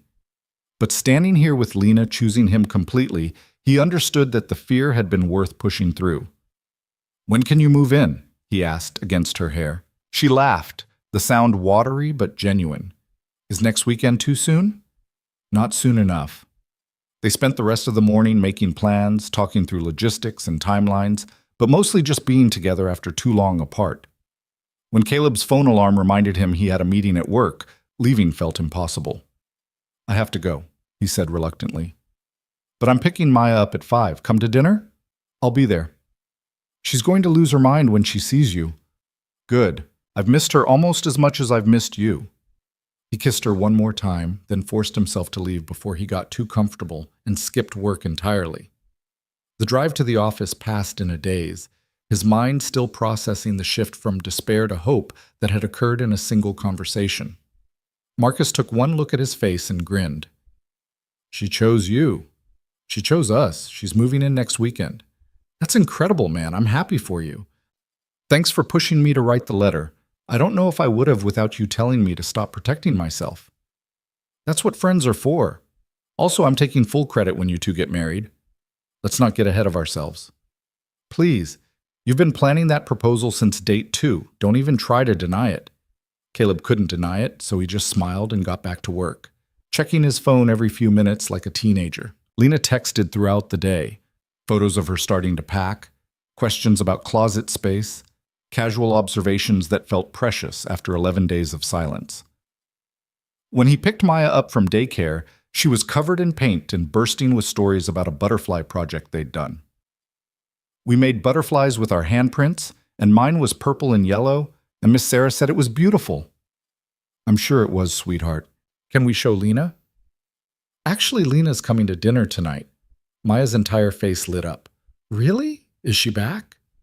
She's back, and she's going to be around a lot more from now on. Forever? The question was so hopeful, so innocent that Caleb's chest tightened. I hope so, baby. When they got home, Lena was already there, led in by Mrs. Rodriguez, who wore a knowing smile and made herself scarce quickly. Maya launched herself at Lena with a squeal that probably violated noise ordinances. You're back. Daddy said you were thinking about important things. I was, and I figured them out. What did you figure out? Lena glanced at Caleb, who nodded permission. I figured out that I want to spend a lot more time with you and your dad, so I'm going to move in with you guys. Maya's eyes went impossibly wide. Like, live here in our apartment? If that's okay with you. Are you kidding? That's the best thing ever. She turned to Caleb. Did you hear that, Daddy? Lena's going to live with us. I heard, sweetheart. We need to make space for her stuff, and she can have the drawer next to mine in the bathroom, and we can read bedtime stories together every night. She ran off to start rearranging her room to make it perfect for Lena, leaving them alone in the kitchen. Caleb pulled Lena close, overwhelmed by how right this felt. Thank you, he said quietly. For what? For choosing us, for being brave enough to take the risk. Thank you for waiting, for not giving up when I asked for space. I told you I wasn't going anywhere. I know. That's what made all the difference. They cooked dinner together while Maya narrated her entire plan for where Lena's things should go. And for the first time in 11 days, Caleb's apartment felt complete. Over pasta and salad, they talked about logistics, what furniture to keep, what to donate, how to combine two lives into one space seamlessly. I don't have much, Lena said. The apartment came furnished, so it's mostly just clothes and books and kitchen stuff. We can always get a bigger place if we need to, Caleb offered. Let's see how this works first. I kind of love this apartment. It already feels like home. After dinner, Maya insisted they all watch a movie together, squeezed onto the couch in a tangle of limbs and blankets. She fell asleep halfway through, her head on Lena's lap, completely content. Caleb carried her to bed when the movie ended, and when he returned, Lena was cleaning up popcorn bowls and folding the blanket. She's incredible, Lena said. The way she just accepted this, no questions or hesitation. Kids are resilient when they feel secure, and you make her feel secure. I hope I can live up to that. You already do. They finished cleaning in comfortable silence, then ended up back on the couch. Lena curled against Caleb's chest. He played with her hair absently, his mind drifting forward to all the small moments they'd share now. Morning coffee, evening routines, lazy Sundays with nowhere to be. What are you thinking about? Lena asked. The future. For the first time in my adult life, I'm actually looking forward to it instead of just trying to survive it. Me too. It's a weird feeling. Good weird? The best weird. His phone buzzed with a text from Vivian. Lena called, told me the news. I'll take full credit for this, obviously. Congratulations to both of you. He showed Lena, and she laughed. She's impossible. She's also right. None of this happens without her forcing us to meet. True. We should probably get her a thank you gift. What do you get the woman who orchestrates other people's lives for fun? No idea. We'll figure it out. The week passed in a blur of packing and planning. Lena gave notice on her apartment, started bringing boxes over each night after work. Maya helped enthusiastically, treating the whole thing like an extended sleepover. They made space in closets, reorganized the kitchen to accommodate Lena's cooking equipment, hung her photos on walls that had been bare for too long. By Friday night, most of Lena's belongings were integrated into the apartment, and only the furniture from her old place remained. Caleb had rented a truck for Saturday morning, recruited Marcus to help with the heavy lifting, and Mrs. Rodriguez had volunteered to watch Maya during the actual move. Last night in my own place, Lena said, as they stood in her nearly empty apartment Friday evening. It's weird. Having second thoughts? Not even remotely, just acknowledging the moment. This apartment was where I put myself back together after Miles. It feels important to say goodbye properly. What does a proper goodbye look like? She walked through each room slowly, touching walls and windowsills like she was memorizing them. Thank you, she said to the empty space, for being a safe place when I needed one, for giving me time to heal, for being the launching pad into something better. Caleb watched from the doorway, his heart full. This was who Lena was, someone who honored transitions, who understood that endings deserved acknowledgement even when the beginning that followed was good. Ready? He asked when she finished. So ready. They locked the door for the last time, dropped the keys in the landlord's drop box, and drove back to their apartment. Not his, not hers. Theirs. Saturday's move went smoothly despite Chicago weather turning temperamental halfway through. Rain started just as they finished loading the truck, and they had to sprint boxes into the building while water soaked through cardboard. Marcus complained good-naturedly the entire time, and Mrs. Rodriguez kept bringing them towels and coffee like she was personally invested in the success of the operation. By evening, everything was moved in. Exhausted and dripping, they collapsed on the couch while Maya gave them a tour of how she'd decorated Lena's bookshelf with her stuffed animals to make it more welcoming. This is perfect, Lena said, gesturing at the chaos of half-unpacked boxes and rearranged furniture. All of this is perfect. You say that now. Wait until you're tripping over my shoes every morning.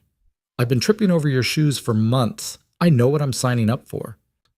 Maya climbed into Lena's lap, settling in like she'd done it 1,000 times. Now we're a family, right? The adults exchanged glances over her head. Neither had explicitly used that word yet, both dancing around the enormity of what it meant. Yeah, sweetheart, Lena said softly. Now we're a family. Good. I've been wanting a family like this for forever.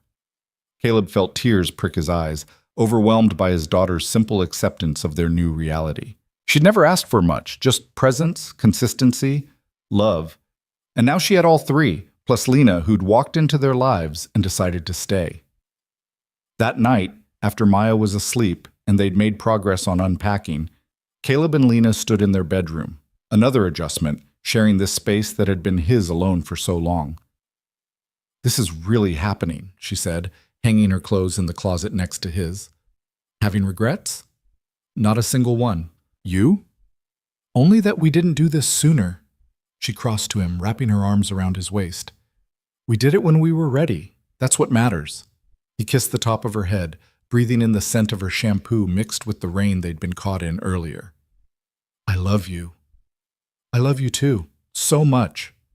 They finished unpacking in comfortable silence, transforming the space into something that belonged to both of them. When they finally collapsed into bed past midnight, Caleb pulled Lena close and felt the last piece of fear release its grip. This was home. Not the apartment, not the city, not the carefully constructed routine.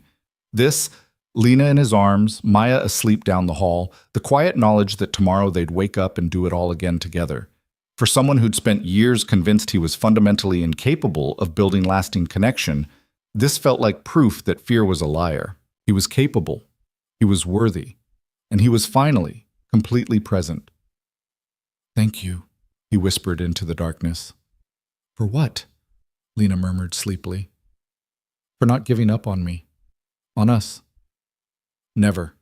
You're stuck with me now." "Good." She fell asleep first, her breathing evening out into the rhythm he'd learned over the past months. Caleb stayed awake a little longer, listening to the sounds of his family. Lena's breathing, Maya's occasional sleep-talking from down the hall, the familiar creaks and settle of home. Tomorrow would bring new challenges, new adjustments, the inevitable friction of lives merging. But tonight, wrapped in certainty and love, Caleb let himself believe that they could handle whatever came next. Together. The first month of living together was an education in compromise and patience. They discovered that Lena was a morning person who woke at 6 to do yoga in the living room, while Caleb functioned on the bare minimum of consciousness until his second cup of coffee.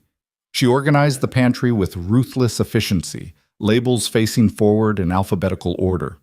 He left dishes in the sink overnight, a habit that drove her quietly insane until they established a rule: whoever cooks doesn't clean. Maya adapted with the fluid ease of childhood, treating Lena's presence as a natural evolution rather than a disruption. She started asking Lena to help with homework, to braid her hair, to read the bedtime stories and the voices Caleb allegedly couldn't do properly. Watching them together still created an ache in his chest, but it was the good kind, the kind that came from gratitude rather than fear. Work settled into a sustainable rhythm after the intensity of the Caldwell project. Vivian had been true to her word about it being career-defining. Caleb was offered a promotion to senior project coordinator with a salary increase that meant actual breathing room in the budget. For the first time since Maya was born, he wasn't living paycheck to paycheck, wasn't calculating every purchase against the buffer he needed to maintain for emergencies. But success at work created its own challenges. The promotion came with increased responsibility, bigger clients, more visibility. And with Lena now part of his daily life, Caleb found himself facing the same tension that had consumed him during the Caldwell project: how to be fully present at home while excelling professionally. It came to a head in late April, 6 weeks after Lena moved in. Northbridge Creative landed another major account, this one with a tech startup that was preparing for an IPO. The timeline was aggressive, the stakes enormous, and Vivian wanted Caleb to lead it. He came home that evening to find Lena cooking dinner while Maya did homework at the kitchen table, the scene so domestic and perfect it made what he had to say even harder. "We need to talk," he said, and Lena looked up immediately, reading the tension in his voice.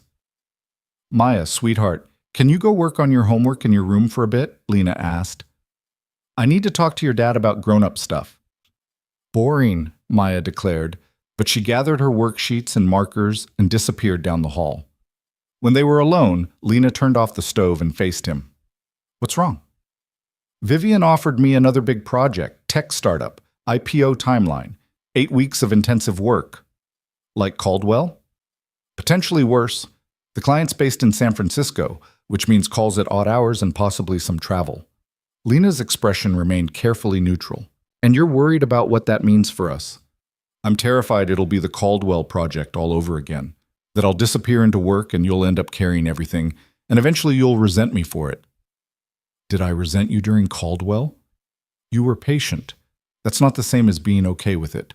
She moved closer, taking his hands in hers. Caleb, I knew who you were when I chose this. I knew you were ambitious, that you took your career seriously, that you had a daughter who'd always come first. None of that has changed. But I promised to be present, and I can't be fully present if I'm working 16-hour days. So we adapt, we communicate, we figure it out together instead of you carrying the guilt alone.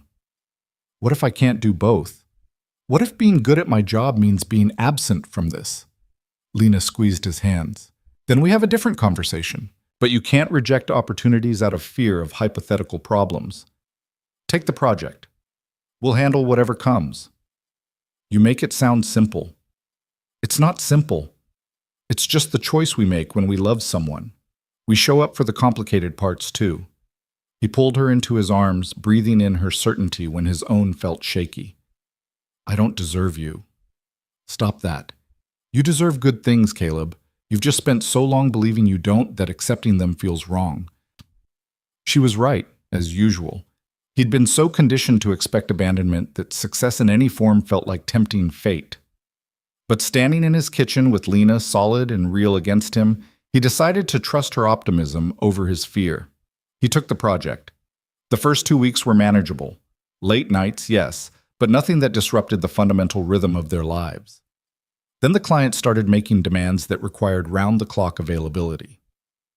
Conference calls at 11 p.m. Emergency revisions at 6 a.m. Weekend work sessions that consumed entire Saturdays. Lena stepped up the way she had before, coordinating with Mrs. Rodriguez to cover gaps in coverage, handling Maya's bedtime routine when Caleb was stuck on calls, keeping the household running while he disappeared into spreadsheets and strategy sessions. He tried to be present when he was home, tried to focus completely on them during dinner and the brief hours before bed. But exhaustion made presence difficult, and he could feel himself slipping into familiar patterns of distraction. 3 weeks into the project, Lena confronted him after Maya was asleep. We need to talk about what's happening. Caleb looked up from his laptop, dread pooling in his stomach. What do you mean? You're here, but you're not here. Even when you're not working, you're thinking about work.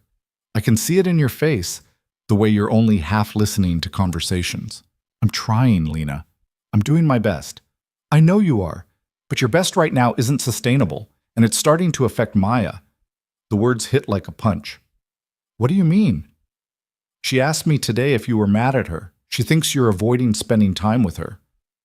That's not... I would never... I know that. But she's 6 years old, Caleb. She doesn't understand that you're stressed about work. She just knows her dad is always busy and tired. He closed his laptop, guilt crushing his chest. What am I supposed to do? I can't just quit the project. I'm not asking you to quit. I'm asking you to set boundaries. To tell your client that you can't be available 24 hours a day. To prioritize the relationships that matter over the work that will always demand more than you can give. It's not that simple. It is that simple. You're just afraid that setting boundaries means you're not good enough. The accusation stung because it was true. He'd spent his entire career proving he was reliable, available, indispensable. Setting limits felt like admitting weakness, like giving people ammunition to confirm that he was exactly as half-present as Adriana had accused him of being. I don't know how to do both, he said quietly. How to be excellent at work and excellent at home. Something always suffers. Lena sat beside him on the couch, her voice gentle but firm. Nothing has to be excellent all the time. Good enough is actually good enough. But right now you're so focused on being excellent at work that you're barely present here, and that's not sustainable. So what do I do? You start saying no. You tell the client that calls after 9 p.m. need to be rescheduled. You take Sundays completely off. You stop checking your email during dinner. You choose presence over perfection. What if they fire me for setting boundaries? Then they fire you, and you find a company that values the whole human instead of just the parts that produce revenue. But I don't think that'll happen. I think you're so good at what you do that they'll adapt to your boundaries because losing you would cost more than accommodating you. He wanted to believe her, but fear was a powerful opponent. Still, looking at her face, at the concern and love there, he knew she was right. He'd been so terrified of repeating past failures that he'd created new ones. "Okay," he said finally. "I'll talk to the client tomorrow. Set some boundaries. Thank you. And I'm sorry for making you carry this alone, for not listening when you tried to tell me it was too much. You're listening now. That's what matters." The next morning, Caleb drafted an email to the client outlining his availability boundaries. His hands shook as he typed, fear whispering that this would be the thing that cost him everything. But he hit send before he could delete it, then sat back and waited for the fallout. It came within an hour. A phone call from the startup's CEO, a woman named Jennifer Chen, who had a reputation for being demanding but fair. "Caleb, I got your email about availability constraints." "Yes. I apologize if it creates complications, but I need to maintain some boundaries for family reasons." "Don't apologize. I should apologize. We've been treating you like you're our only employee, and that's not reasonable or sustainable." The response surprised him. "You're not upset?" "I'm upset we pushed you to the point where you felt you had to send that email. Your work has been exceptional, and exceptional work doesn't come from people who are burned out and resentful. So let's figure out a schedule that works for everyone." They spent 20 minutes restructuring the timeline, identifying tasks that could be delegated to other team members, establishing communication protocols that didn't require middle-of-the-night availability. When they hung up, Caleb felt lighter than he had in weeks. Lena was right. Setting boundaries hadn't cost him respect. If anything, it had earned it. He left work at a reasonable hour that day for the first time in weeks, arriving home while Maya was still eating dinner. She looked up in surprise when he walked in. "Daddy, you're home!" "I am, sweetheart, and I'm going to be home for dinner every night from now on." "Really?" "Really. I'm sorry I've been working so much. That's going to change." She launched herself at him, and he caught her, holding tight and feeling the weight of his choices in her small body pressing against his chest. Over her head, he met Lena's eyes and saw approval there, and relief. That night, he was fully present for bedtime routine. He read stories with terrible voices that made Maya giggle. He answered her questions about why stars twinkled and where rainbows came from. He tucked her in and stayed until she fell asleep, something he hadn't done in weeks. When he emerged, Lena was waiting on the couch with 2 glasses of wine. "How does it feel?" she asked, handing him a glass. "Like I can finally breathe. You were right about all of it." "I wasn't trying to be right. I was trying to help." "You did both." He sat beside her, their bodies fitting together with familiar ease. "Thank you for not letting me sabotage this, for calling me out when I needed it. That's what partnership looks like. We keep each other honest." The remaining weeks of the project were still demanding, but manageable within the boundaries he'd established. He worked hard during work hours, then shut his laptop and was present for his family. The client adapted, the work got done, and the startup's IPO launch was successful enough that Jennifer sent him a bonus and a handwritten note thanking him for his integrity. Vivian called him into her office the day after the project wrapped. "You set boundaries with the Chen account," she said. His stomach tightened. "I did. If that's a problem, it's not a problem. It's growth. The Caleb I hired 3 years ago would have burned himself out trying to meet every demand. The Caleb sitting in front of me now knows his worth and isn't afraid to communicate his limits. That's the person I want leading projects. So I'm not in trouble? You're being offered a partnership track if you're interested." The words didn't immediately compute. "A partnership. You've proven you can deliver exceptional results while maintaining healthy boundaries. That's exactly the kind of leader this company needs. Think about it, talk to Lena, and let me know." He left her office in a daze, the trajectory of his career shifting in ways he'd never imagined possible. Partnership meant equity, meant real financial security, meant a voice in company decisions. It meant everything he'd been working toward without fully believing it was achievable. That night he told Lena over dinner while Maya colored at the table. "That's incredible, Caleb. Are you going to take it?" "I don't know. Partnership means more responsibility, potentially more hours. It also means more control over your schedule, more ability to set the culture you want instead of just adapting to someone else's." "You think I should do it?" "I think you should do whatever makes you happy. But I also think you've earned this, and turning it down out of fear would be a mistake." He thought about that through the evening, through Maya's bath time and bedtime routine, through the quiet hours after she fell asleep. Fear had driven so many of his decisions. Fear of failing, fear of abandonment, fear of not being enough. But every time he'd pushed past that fear, good things had happened. He accepted the partnership the next morning. Spring gave way to summer, and with it came a rhythm that felt sustainable. Caleb's new role came with challenges, but also with the autonomy to structure his time in ways that honored both his career and his family. He coached Maya's weekend soccer team, took Fridays off to have extended time with Lena, established firm work-life boundaries that his team respected. One Saturday in June, they took Maya to Navy Pier for her 6th birthday. The day was perfect, sunny and warm with a breeze off the lake that made the heat bearable. They rode the Ferris wheel and ate too much cotton candy and watched Maya's face light up at everything with the unselfconscious joy of childhood. As they walked along the pier at sunset, Maya running ahead to look at street performers, Caleb reached for Lena's hand. "I've been thinking about something," he said. "Dangerous hobby." "I'm serious. We've been living together for 4 months now, and it's been the best 4 months of my life." "Mine too. I want to make it permanent, not just living together, but actual permanent." Lena stopped walking, turning to face him. "Caleb, what are you saying?" "I'm saying I want to marry you. Not right now, not this second, but soon, when the time is right." Her eyes filled with tears, and she laughed shakily. "You're proposing a future proposal?" "I guess I am. I wanted you to know where my head is, that this isn't temporary for me." "It's not temporary for me either." "So that's a yes."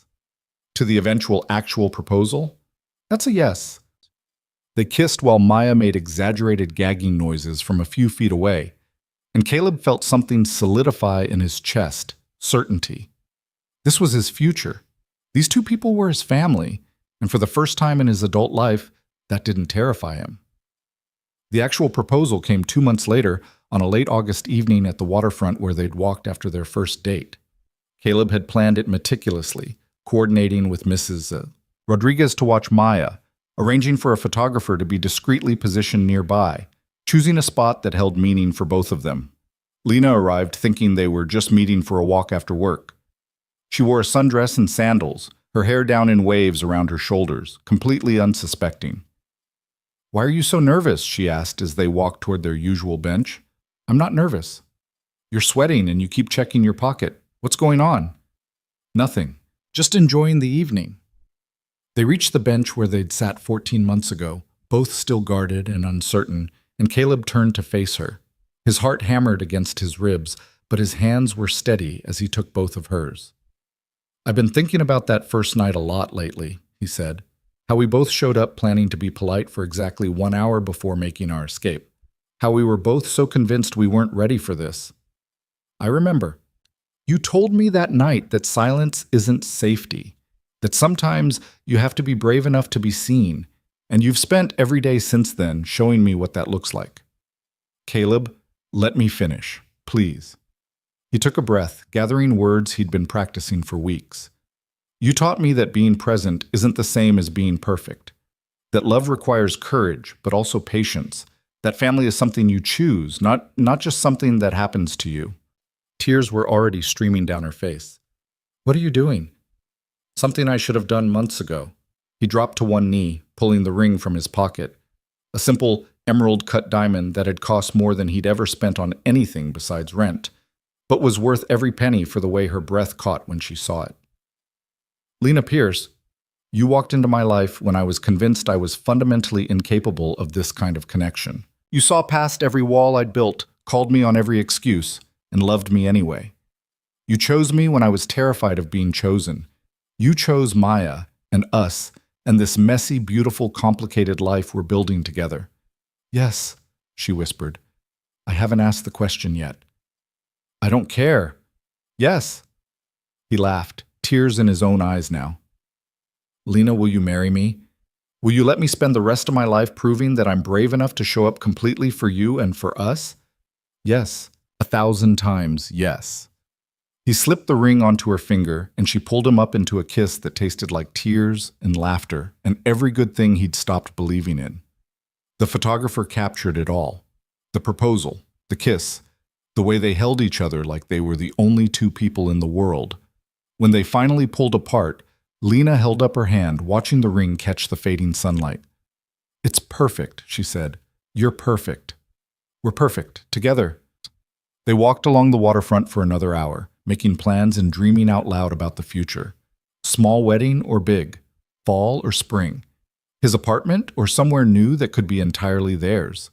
Every question led to more questions, but the certainty underneath all of it was absolute. When they finally headed home, Mrs. Rodriguez met them at the door with Maya, who'd been sworn to secrecy about the proposal plan. "Did you ask her?" Maya demanded immediately. "I asked her." "What did she say?" Lena crouched down to Maya's level, showing her the ring. "I said yes, because I want to be part of this family forever." Maya threw her arms around Lena's neck, squeezing tight. "Now you'll really be my Lena forever. Forever and ever." Caleb watched them, his daughter and his fiancée, and felt complete in a way he'd never experienced before. This was what he'd been searching for without knowing it. Not perfection, not the absence of fear, but the presence of people willing to show up for each other through all of it. The engagement period was joyful chaos. They set the date for the following June, giving themselves 10 months to plan. Maya insisted on being the flower girl and had opinions about everything from dress colors to cake flavors. Vivian offered to host the reception at her home, a gesture that felt like the closing of a circle. She'd brought them together, and now she'd celebrate the official beginning. But life had one more test for them before they reached the altar. In February, 5 months before the wedding, Caleb's mother called. He hadn't spoken to her in over a year, their relationship strained by years of distance and resentment that neither had fully addressed. Hearing her voice was jarring. "Caleb, I need to talk to you about something important." "Mom, if this is about money, it's not about money. It's about your father." The mention of his father, who'd left when Caleb was 7 and hadn't been heard from since, stopped him cold. "What about him?" "He's dying. Cancer. He has maybe 3 months." The information felt surreal, disconnected from reality. His father was a ghost, a man who'd abandoned them so completely that Caleb had stopped thinking of him as real. "Why are you telling me this?" "Because he wants to see you, to meet Maya, to apologize before he runs out of time." "Absolutely not. Caleb, he doesn't get to walk back into my life after 25 years and ask for forgiveness just because he's dying. He doesn't get to meet my daughter." "I understand you're angry." "I'm not angry. I'm done. He made his choice a long time ago." He hung up, his hands shaking, and found Lena watching from the doorway. "Your father?" she asked gently. "He's dying and wants to meet." I said no. "Okay. That's it? Just okay?" "It's your decision, Caleb. I'll support whatever you choose." But the call haunted him over the following days. He couldn't stop thinking about it, couldn't shake the image of a dying man wanting closure that Caleb wasn't sure he deserved. Lena noticed his distraction, but didn't push, just stayed close and let him work through it. Finally, a week after the call, he brought it up over dinner. "I don't know what to do about my father." "What do you want to do?" "Part of me wants to tell him to go to hell, that he doesn't get to make amends on his deathbed when he couldn't be bothered to show up for anything that mattered. And the other part? The other part wonders if I'll regret it if I don't at least hear what he has to say. If I'm doing to Maya what was done to me, denying her the chance to know her family, even the broken parts." Lena set down her fork, giving him her full attention. "What was done to you wasn't your mother keeping you from your father. It was your father choosing to leave. There's a difference." "I know that, but what if Maya grows up and resents me for not giving her the chance to meet him?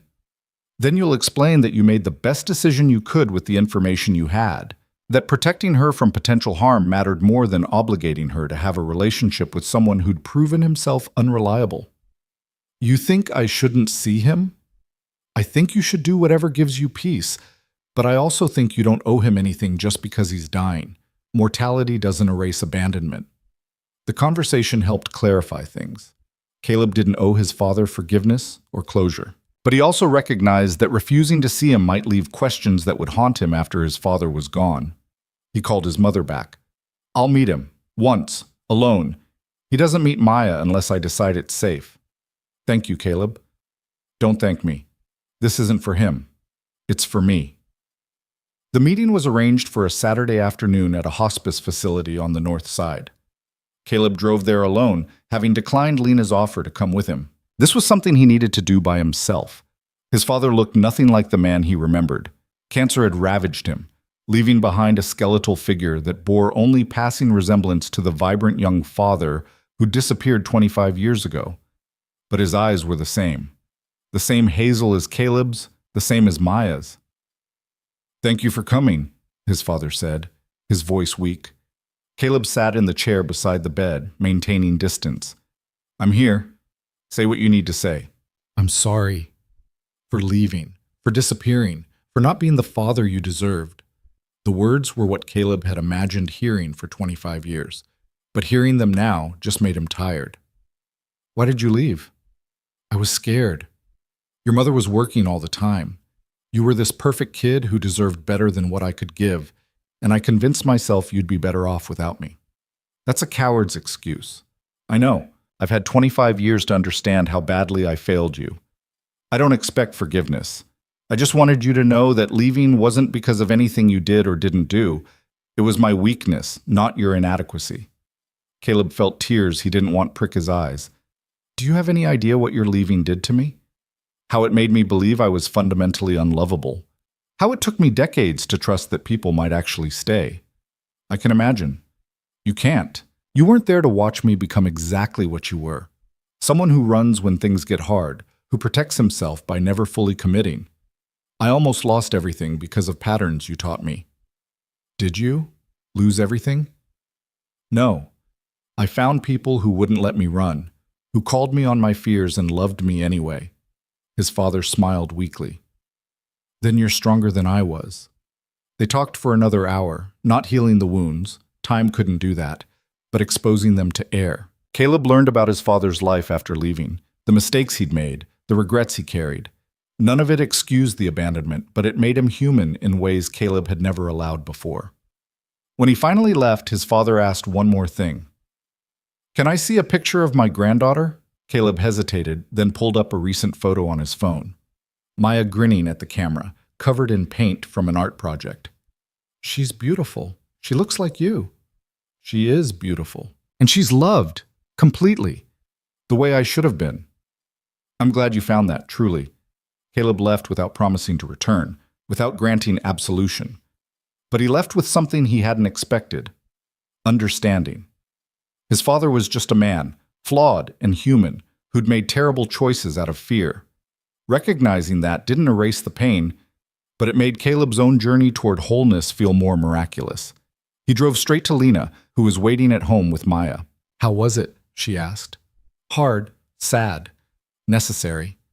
Do you want to talk about it?" "Eventually. Right now I just want to be with you and Maya, to remember what I almost lost, and how lucky I am to have found it."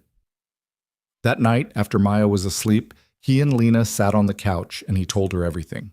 About his father's apology, about the recognition of patterns, about the profound gratitude he felt for people who'd refused to let him repeat those patterns. "I spent so long being afraid I'd become him," Caleb said. "And in some ways I did. The leaving, the protection through distance. But you and Maya taught me that recognizing those patterns is only the first step." 3 weeks later, his mother called to tell him his father had passed. Caleb felt sadness, but not the crushing grief he'd expected. Instead, he felt closure, imperfect and incomplete, but real. He took Maya to the funeral because she asked to go, wanting to pay respects to the grandfather she'd never known. At 6 years old, she didn't fully understand death, but she understood loss, and she held Caleb's hand through the service like she knew he needed the support. Afterward, his mother approached him. "Thank you for seeing him. It meant everything." "I didn't do it for him." "I know, but it still mattered." They stood in awkward silence, years of distance between them that couldn't be bridged in a single conversation. But Caleb made a decision in that moment. "Mom, I'm getting married in June. I'd like you to come, and to meet Maya properly. Not because we're suddenly one big happy family, but because Maya deserves to know her grandmother. If you're interested." His mother's eyes filled with tears. "I'd like that very much." It wasn't forgiveness, and it wasn't absolution. But it was an opening, a possibility that relationships could be mended even after years of fracture. The months leading to the wedding flew by in a blur of fittings and flower selections and 1,000 small decisions. Caleb watched Lena throw herself into planning with the same intensity she brought to everything, and he fell more in love with her every day. Maya took her flower girl duties seriously, practicing walking down the aisle in their apartment hallway until she had the pace and the basket swing perfected.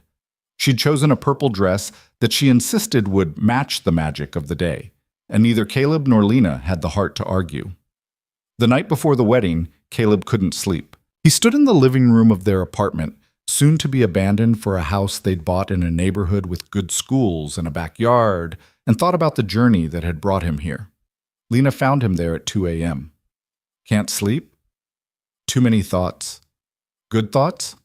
The best thoughts. I keep thinking about that first dinner, how we both showed up planning to tolerate an hour and go home, how wrong we were about everything. She wrapped her arms around him from behind, her chin on his shoulder. We weren't wrong. We were just scared. I'm not scared anymore. Liar, you're terrified. He laughed, because she was right. I'm terrified, but I'm doing it anyway. That's all courage ever is.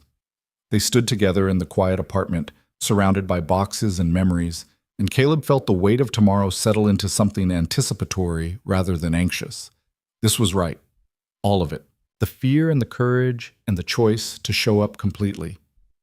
The wedding day arrived perfect and clear, June sunshine streaming through windows of Vivian's sprawling house. Caleb stood at the altar in a suit that fit better than anything he'd ever worn, Marcus beside him as best man, and watched Maya walk down the aisle, scattering rose petals with theatrical precision. Then the music shifted and Lena appeared. She was devastating in a simple ivory dress, her hair swept up with small flowers tucked into the arrangement, her face glowing with joy that matched his own. As she walked toward him, Caleb felt 14 months of journey compress into this single moment, every fear confronted, every risk taken, every choice that had led them here. When she reached him, he took her hands and whispered, "Hi. Hi yourself." The ceremony was short and meaningful. Their vows simple promises to show up for each other, to choose presence over fear, to build a life that honored both individual dreams and collective joy. When the officiant pronounced them married, they kissed to enthusiastic applause, and Caleb felt complete in a way that had nothing to do with anyone else and everything to do with finally accepting that he was worthy of this kind of love. The reception was joyful chaos. Maya insisted on making a toast that consisted mostly of thanking Lena for making Daddy smile again and requesting that they get a puppy now that we're a real family. Vivian raised her glass and took credit for the entire relationship, which everyone graciously allowed because it was technically true. Marcus gave a speech about watching Caleb transform from someone who color-coded bookshelves to avoid feelings into someone who'd chosen vulnerability, and it was funny and touching and made Caleb simultaneously laugh and cry. Late in the evening, as they swayed on the makeshift dance floor, Lena rested her head against Caleb's chest. "We did it," she murmured. "We did. How does it feel?" "Like the beginning of everything. I love you, Mrs. Hart.